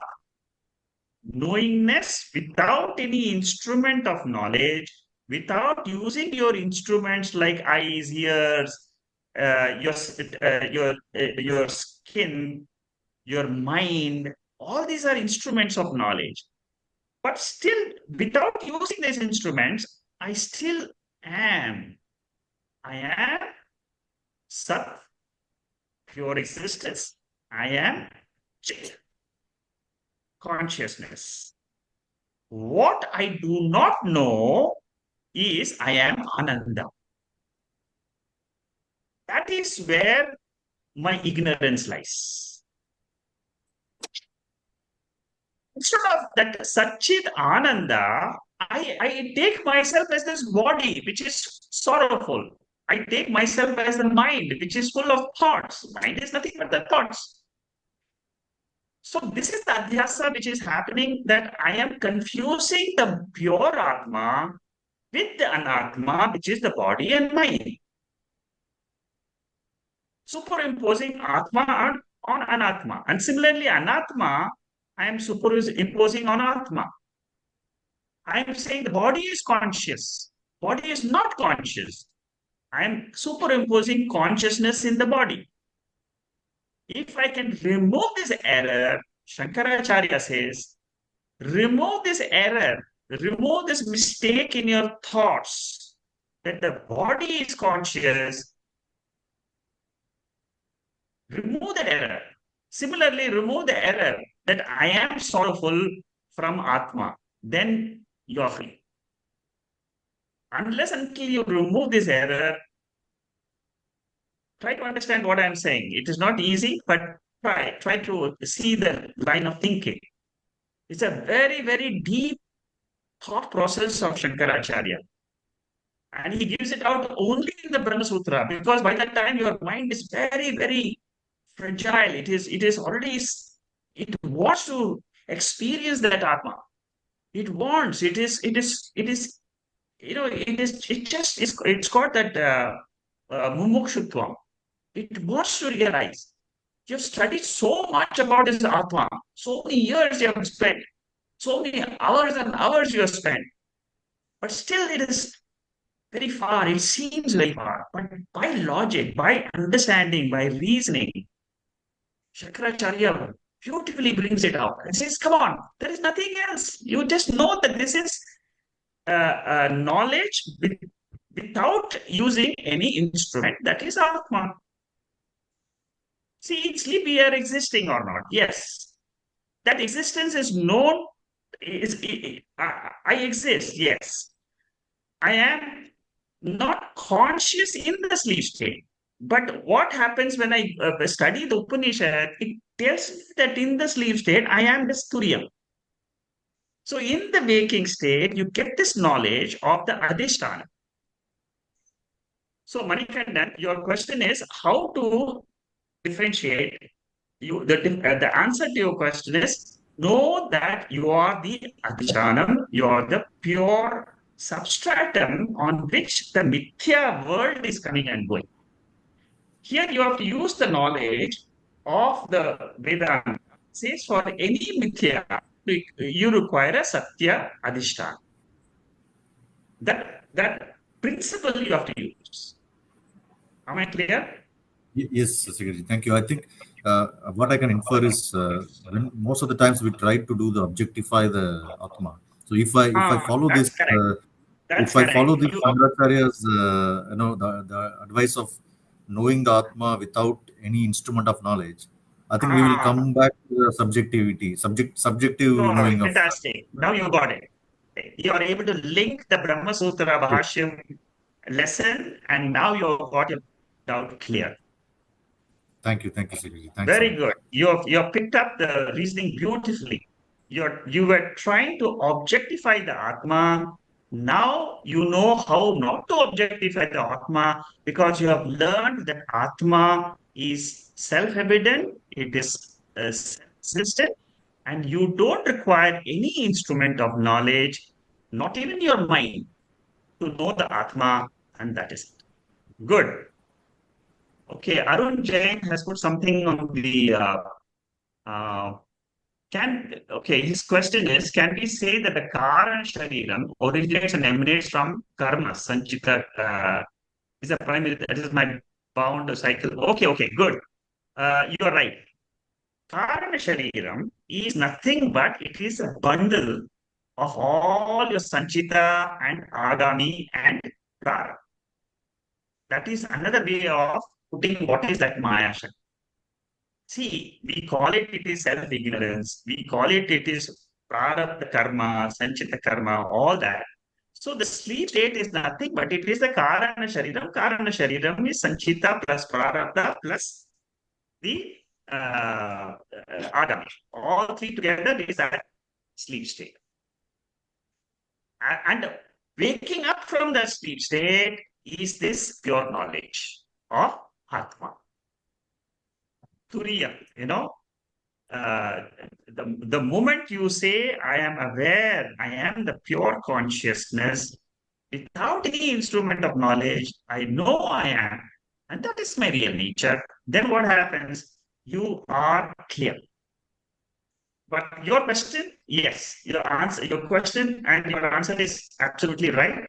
The cause of birth and death is nothing because is only because of sanchita karmas. See, you can understand why this sanchita karma is responsible. I told you that the pramanam for sanchita karma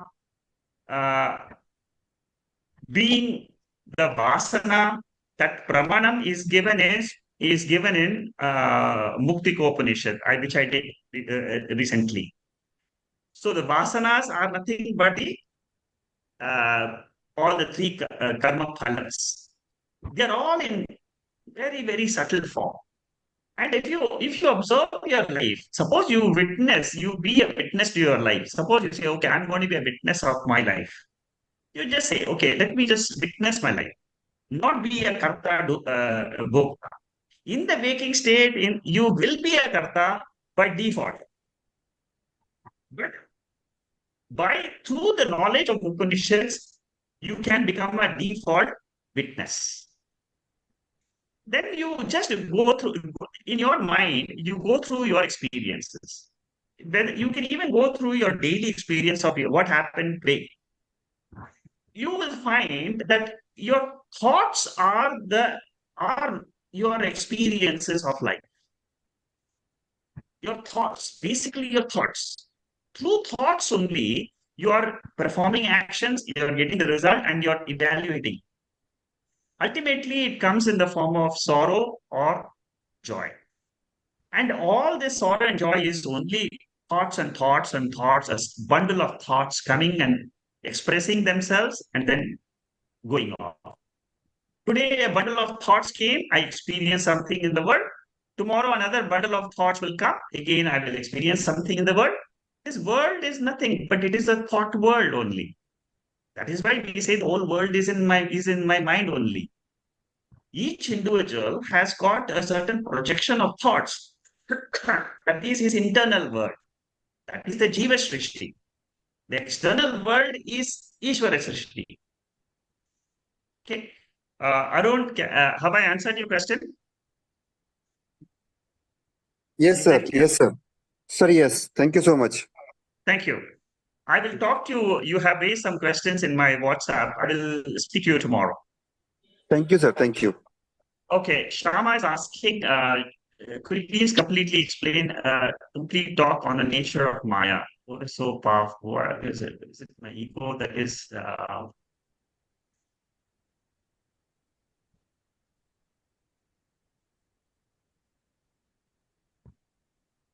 okay. Maya. Okay, you see, it's a very big topic. The thing is, in 1, 2 topics, I cannot, 1, 2 days, I cannot cover this Maya because the whole world is Maya. See, Brahma Satyam Jagan Mithya. Mithya means so all the experiences are with the ego only. And ego is a starting point for Maya world.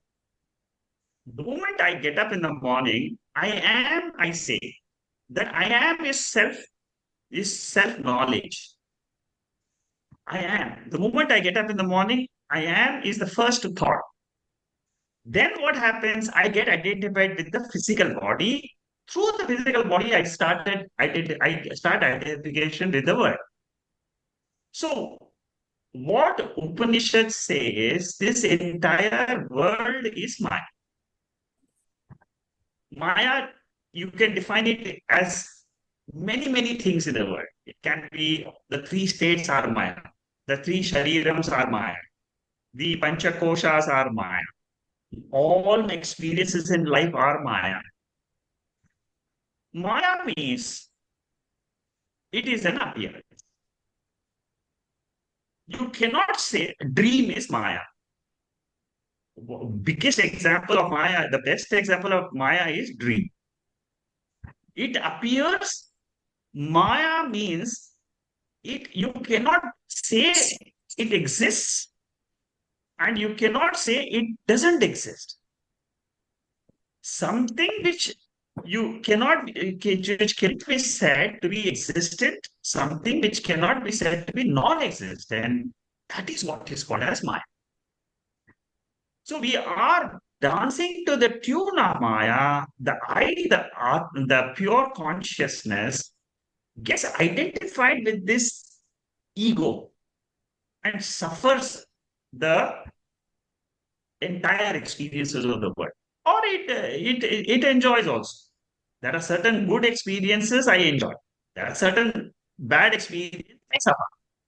So all our sorrows are nothing but Maya.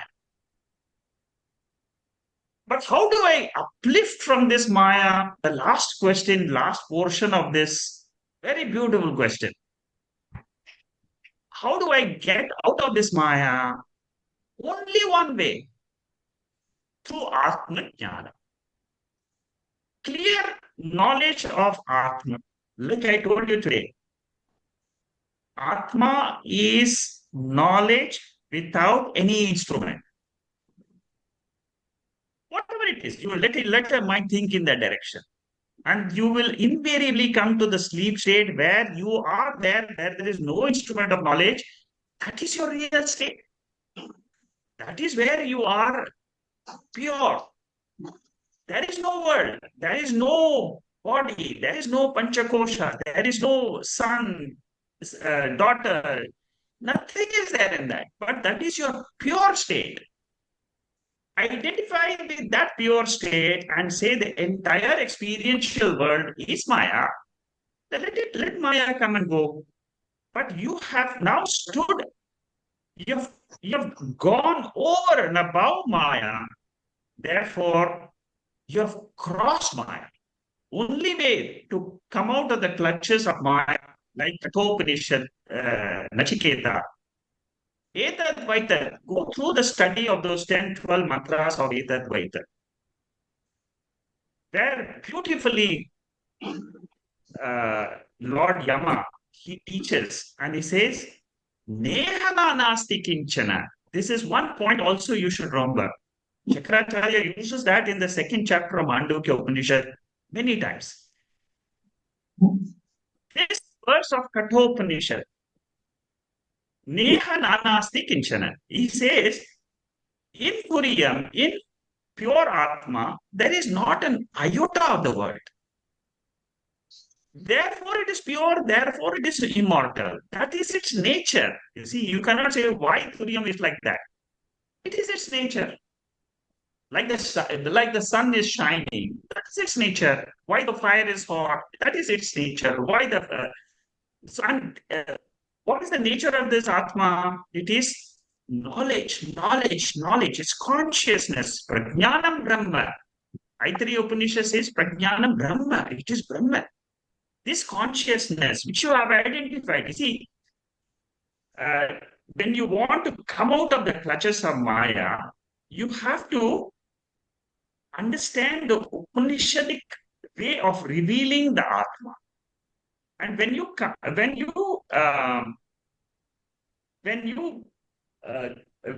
you understand this nature of Atma clearly, you will feel a tremendous amount of happiness. Oh, I have understood. Feel it. See, once your knowledge is firm and you have got it correctly, every intellect, this is a pure knowledge. It is pure studying. It is Shravanam Mananam Adhyasa. Through that process, you can come out of mind. Okay. Shama, you have any other questions? Any questions? No, it's beautifully answered, Shekharji. My one question which I will add is that, you know, as I am learning more and more about Atma-jnana, so, and holding the Sakshi Chaitanyam, I can see the whole process, you know, what my mind is doing, what I can just, but to just simply helplessly watch and not being able to take a very strong stand, you know, and say, no, this shall not happen, where if I have a time for my meditation, time for this, something as basic as this, I find it very disturbing as to how. So I'm just thinking, is there this kind of a spiritual suffering? I don't know, for want of any other word, I can only call this as a spiritual suffering, that the more I know Atma-jnanam, the more I embrace it. I know it is true. It's just the fact that, I still continue to do, kind of useless things, which is a pure habit, by habit, like the house must be in order and this must be in order. So everything else, I just find it that my kind of religious nature of activities is so powerful that I continue doing everything else except what I need to do. And I just find that very upsetting, very upsetting. And I feel, is it that Maya is so powerful that I have absolutely, my own ego is helpless? I just have to watch and wait and, patiently. I don't know. You see, the question you're posing is a very, very common question to all the 25 people who are listening to you. It's the same problem for all of us. It's not only you. See, what happens is our life is driven by some power. It is that Maya? Is that Maya? Correct. It is Maya. Or I am so weak, or That's I'm correct. so impure, and I'm so polluted in my mind. No. See, this is the problem. Don't say I am impure. I'm impure. My mind is impure. Change your language.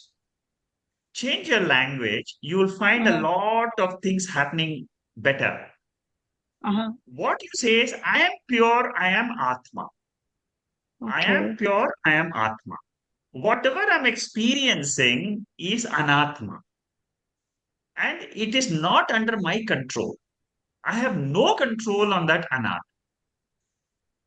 I have no control on the experiences which I am going to have tomorrow. It is all due to the ego only. But I have no control on that ego. That ego has taken birth to do certain activities during its life, which is your lifetime of your body. That ego is attached to your body. The body and ego are one. They have taken one birth. The ego and the body have taken one birth, and they will go through the experiences which will come to you. The moment you stand apart and you look at yourself, you say, I am. What is Upanishad trying to teach us? Upanishad is only trying to teach you that you regard yourself as Atma. Everything else which is being experienced is drishyam. It is anityam. It is false. In other words, notice it, but don't dwell on it. Don't get caught on it. You see, the problem is, why you get caught up is because you think it is real. You give reality to something which is not real. For example, dream. Dream. Suppose you keep on saying that my dream was so horrible, and you keep on analyzing a dream, you are not going to find any answer because it is Maya. So whether a good action or bad action, bad in the sense like I think of all spiritual action as a good action, and anything else is Don't categorize like that. Don't categorize world into good actions, bad actions. You say all actions are mithya. Acha. ठीक है. Sir, may I add I am akarta abhokta atma. Okay. Keep on reminding yourself of 2-3 important lessons. That's all. You don't need to learn the entire Mandukya Upanishad, Turiya Upanishad, Prajna Upanishad, all that you can remember. 2-3 lessons you remember. What you remember? You remember one lesson. I am the Atma. I am the Atma. I am the Atma. Whatever else which is drishyam. Again and again, I'm explaining to you because in the second chapter, Shankaracharya is going to drive this point. He's going to say, whatever is drishyam is anityam, it is mithya. Yeah. This is the logic. I really wish that this, I am the Atma. So it's like one or the other, either I think it's the world is true, or I think the Atma is entirely true. I'd be very happy, one or the other. But the problem is, this is why I find this very upsetting, because I know the Atman is true in my knowledge, in my heart, in everything. And yet I am, it's what the experiences I'm calling it. I think that's where it's wrong. That the experiences I'm giving it a reality which actually is not real. That's correct. See, you're thinking whatever your experiences and you're attaching reality to it. Correct. Now I get it. I think that's my problem. Mistake. You correct your mistake, you'll be free. Yeah. I think I'm giving too much reality to it and unnecessarily upsetting myself. That's correct. Now you got the answer. Don't attach reality to all your experiencing. That is the biggest mistake. Shankaracharya gives us that point, not when we are learning Bhagavad Gita and Mandukya Upanishad. He gives this lesson in Brahma Sutra. When your mind, when you are about to finally get moksha, at that time he's telling you, he's teaching us this. That you are now so sorry, this is too personal. You are so advanced in Atma-jnana. It looks like you never have any kind of delusions about it. Was there a stage in the past when you had a battle like what I'm going through? Oh yeah, definitely, yes. Yeah? Definitely. Okay. All the jnanis have gone, all people have gone through this path, exactly what you're going through. Okay. That's encouraging. All seekers, all. You ask any, even you can ask any Swamiji, he will say that I was like you only, exactly like you. But as I study more and more this Atma-jnana, I understood, the clarity came, and now I am free. Yeah. Now, second lesson was Aapka Sakshi Chaitanya was the first one. And today I realized it, that although Sakshi Chaitanya is so powerful, I love it. I really love it. However, what I on that simultaneously, I'm giving too much reality to the experiences, perhaps. That's really, I've understood it now. Thank you so much. It is the same lesson as Brahma Satyam, Aham Satyam, Jagat Mithya. Okay. It is a Jagat Mithyatva which you forgot. Now you remind yourself, it is Jagat Mithya, Aham Satyam, Jagat Mithya. Okay. Yeah. Okay. Perfect. Thank you. Perfect. Thank you so much. Thank you. Yeah, I'll go to the next one. Nipasha is, you say Mithya, it is there physically, but it has no existence without I. Is that right? Yes, you're right. Absolutely right. So, Nipa, you're absolutely right when you say any Mithya cannot exist without I, the Satya. So, this is what is called as Atma Anatma Vivek. Atma is Satyam. So, even for all the three states, waking, dream, sleep, you need a Satya Atma, I. Without that I, there is nothing. And what you learn, I am independently existent, whereas the world is dependently existent.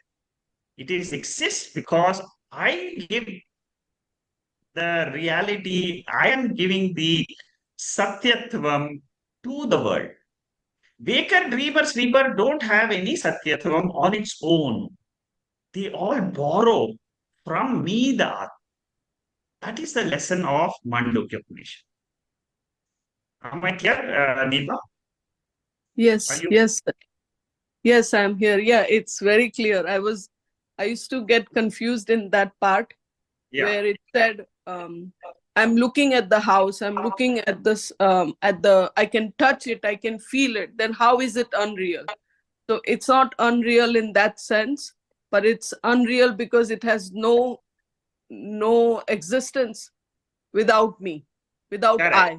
Yes. Now you got the answer. Beautiful. Very good. Without I, this house has got no meaning. This world has got no meaning because it is borrowing existence from me, the pure consciousness. That Satchit Ananda is my Swarupa. I is that Turiya. It is that what we Upanishad calls it as Brahman, Atma, Turiyam, Huma. All this is the same one pure consciousness. And so I say I am the pure consciousness, and the world is mithya. Mithya. Mithya means what? It is borrowing existence and borrowing consciousness from me, the Atma. Yes. If you have understood this, then you have understood Atma, Anatma, Viveka very, very beautifully. Yes. Good. So this is very beautiful. You have understood Vedanta. Okay, next is Ganesh is saying, second chapter of Mandukya, clear all doubts of Maya. We will take that journey from two. Okay, good. That's correct. Yes, we will be studying the second chapter in big detail in tomorrow's class. Okay, Shanta is waiting for a long time. Shanta, go ahead. Yes, I think the discussion has landed up with another question from me. As you mentioned that everything is mithya, and we don't have control on our actions in reality because it's already decided, or we have got only very limited, free Limited powers. We've got to do what we can, or we don't have. Oh yeah, limited powers. So under these circumstances, my question is, every birth, I would have had those only limited powers. I don't know how many births I would have had, right? And so how did my journey, or how did my journey become different than somebody else's who has not reached here or in this class to understand and trying to walk on the path of moksha? So what is, if every birth we have got, how is that my journey? I could have made whatever choices, or I didn't have any choice. My choices were, power to make choices were very limited. So how did this whole thing, difference come across between me and others, for example? See, again, we come back to the same question as what Shama was asking. How come I'm experiencing all this sorrow when I'm Atma? What we are trying, we are still trying to give reality to our experiences and others' experiences. Reality means what? That all of that is really there. What Upanishad says is all this is really not there. You are only making up, you are only giving reality to it because of your ignorance. You are the Atma, you are the pure consciousness, you are giving reality to it. Just take this truth and drop the whole thing as mithya. Okay, that is one answer, one way of putting it. The second answer is, which you will probably find it more satisfying, is it's all due to prarabdha karma. All our actions and our results of our actions are nothing but prarabdha karma is getting fructified. That's all. I am today enjoying this talk because it's my karma, prarabdha karma, to come and listen to this talk. I'm getting this knowledge, and this is a liberating. It is prarabdha karma. I was expecting to get this knowledge today, not 5 years ago. Yeah, so that is what I tell myself when I come across this thing. But I was just thinking, was there any other different way of understanding this? But because this is my own little from my learning with you or Bhagavad Gita, it's everything is happening because of your prarabdha karma, and you face those. This law of karma, you have to hold real question on. Is from today's meditation. Sorry. No, I was just going to say that go to my next question. Yeah. Okay, so before you go to the next question, what the way you end this discussion is you hold on to the prarabdha karma till your mind is satisfied about the unreality of the world. See, you hold on to prarabdha. The moment you are able to understand that the world is unreal, I am real. Till this point comes in, hold on to the prarabdha karma theory. This will be refuted in the fourth chapter. But I think it automatically will fall apart when I it will understand. fall apart. Yeah, Gaudapadacharya, in the fourth chapter of Mandukya Upanishad, he breaks this law of prarabdha karma. He breaks it. He says there is nothing called as prarabdha karma and all that. That wait till you come to the fourth chapter. Okay. Because so my real question now, yes, it was regarding the meditation today. We said there are two states of minds. One is, and then we went to the concentration and three different schools, or where the bhakti marga, hatha yogini, and karma yogi. Now, bhakti, concentration of name and form of Lord. But the and the karma yogan, where we dedicate, karma yogan made me feel it was the bhakti part of Bhagavad Gita, where everything is dedicated, every action of yours is dedicated to the universe or the God, whatever you call it. So that was chapter 6. Bhakti Yoga is 12, chapter 12. From then Vedanta. Chapter 12, yeah.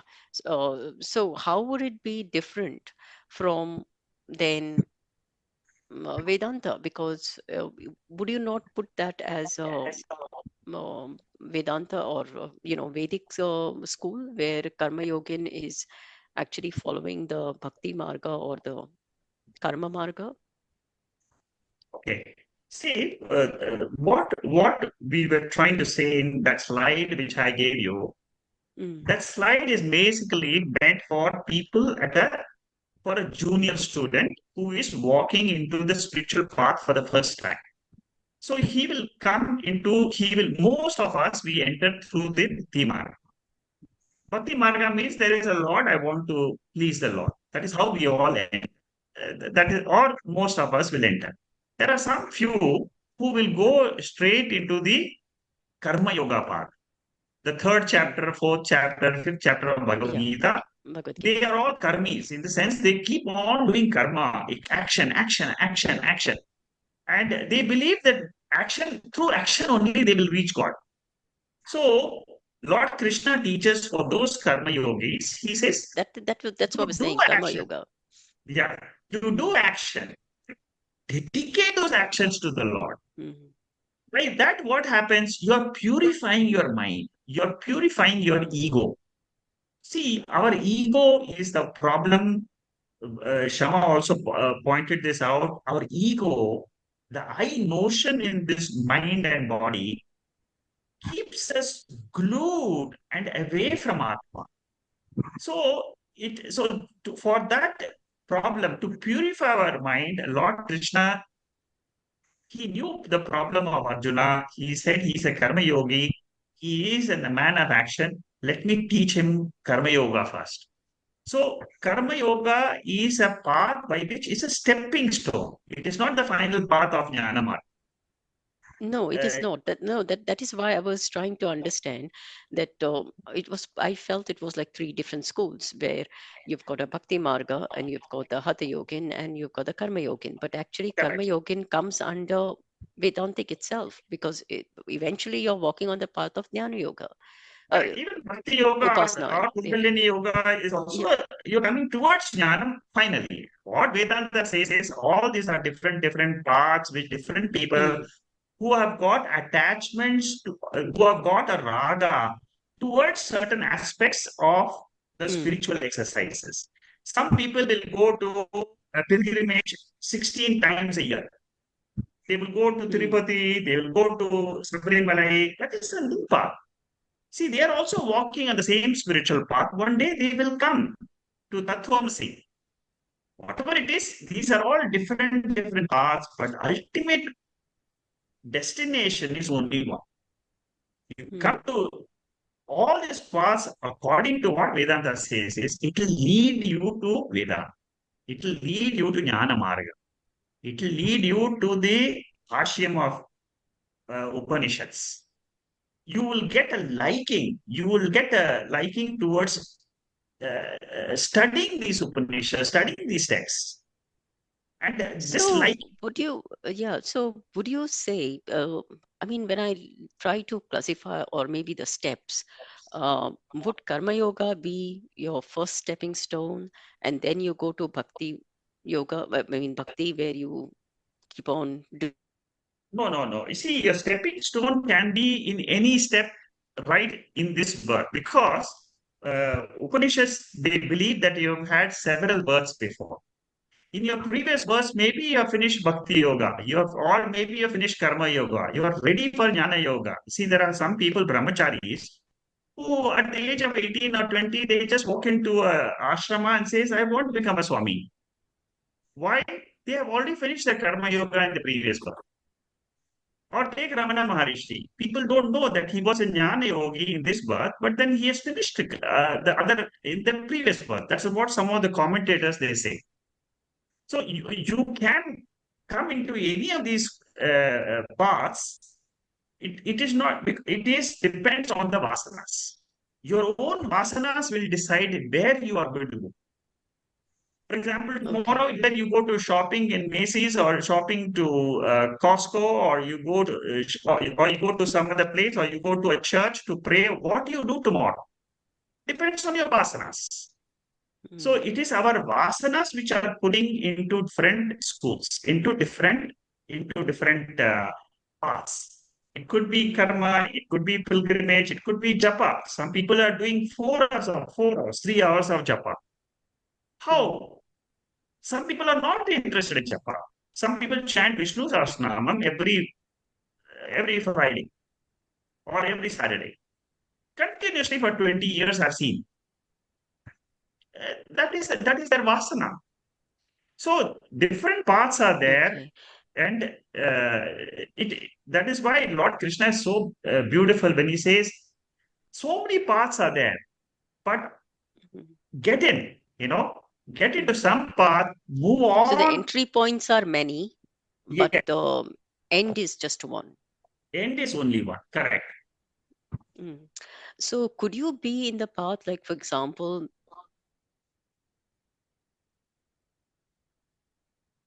so once a year or whenever I go to Bharat, my point is, would I be then into 2 steps, as in one is to, I'm still on my Karma Yoga, where I'm Karma Yogin, where I'm still doing, yatras and, japas. And on the other side, I'm also reaching a little higher by attending and, learning about Upanishads. Where do I come then? Because I'm still doing, yatras and tirthyatras or whatever you call them, and japa, and I'm learning. Yeah. You see, Do I stand anywhere? Or? Yeah. See, like I said, all depends on your ragas, on your vasanas. So your vasanas decide what you're doing today. It is a mixture. See, we are all grihastas. Grihastas are people who are trying to walk along with their household duties. They are trying to walk the spiritual path.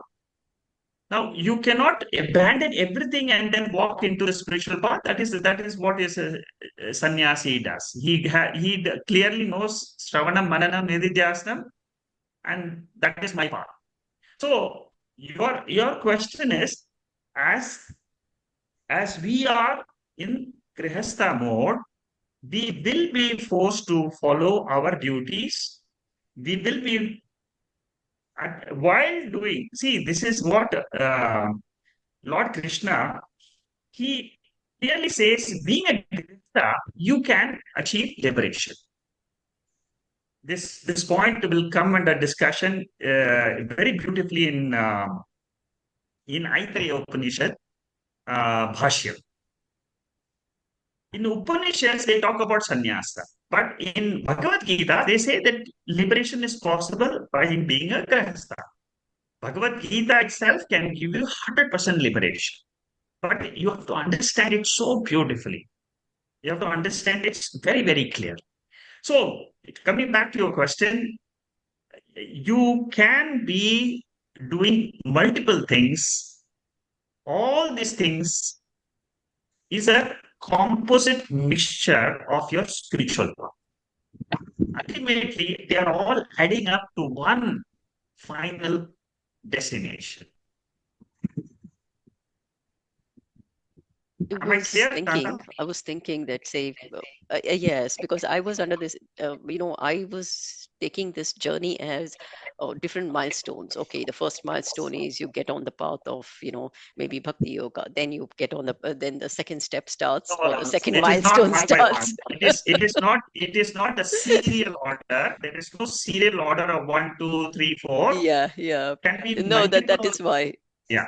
I was confused. No, that is why I was confused. So thank you for clarifying. Okay, good. Oh, what a very beautiful conversation we had today. A lot of Q&A. Anybody else has a question? Okay, we will close today's session. We'll continue next week. Thank you. Namaste. Namaste. Thank you. Namaste. Thank you, Shekharji. Namaste. Thank you. Thank you. Namaste. Namaste. Namaste. Namaste. Thank you.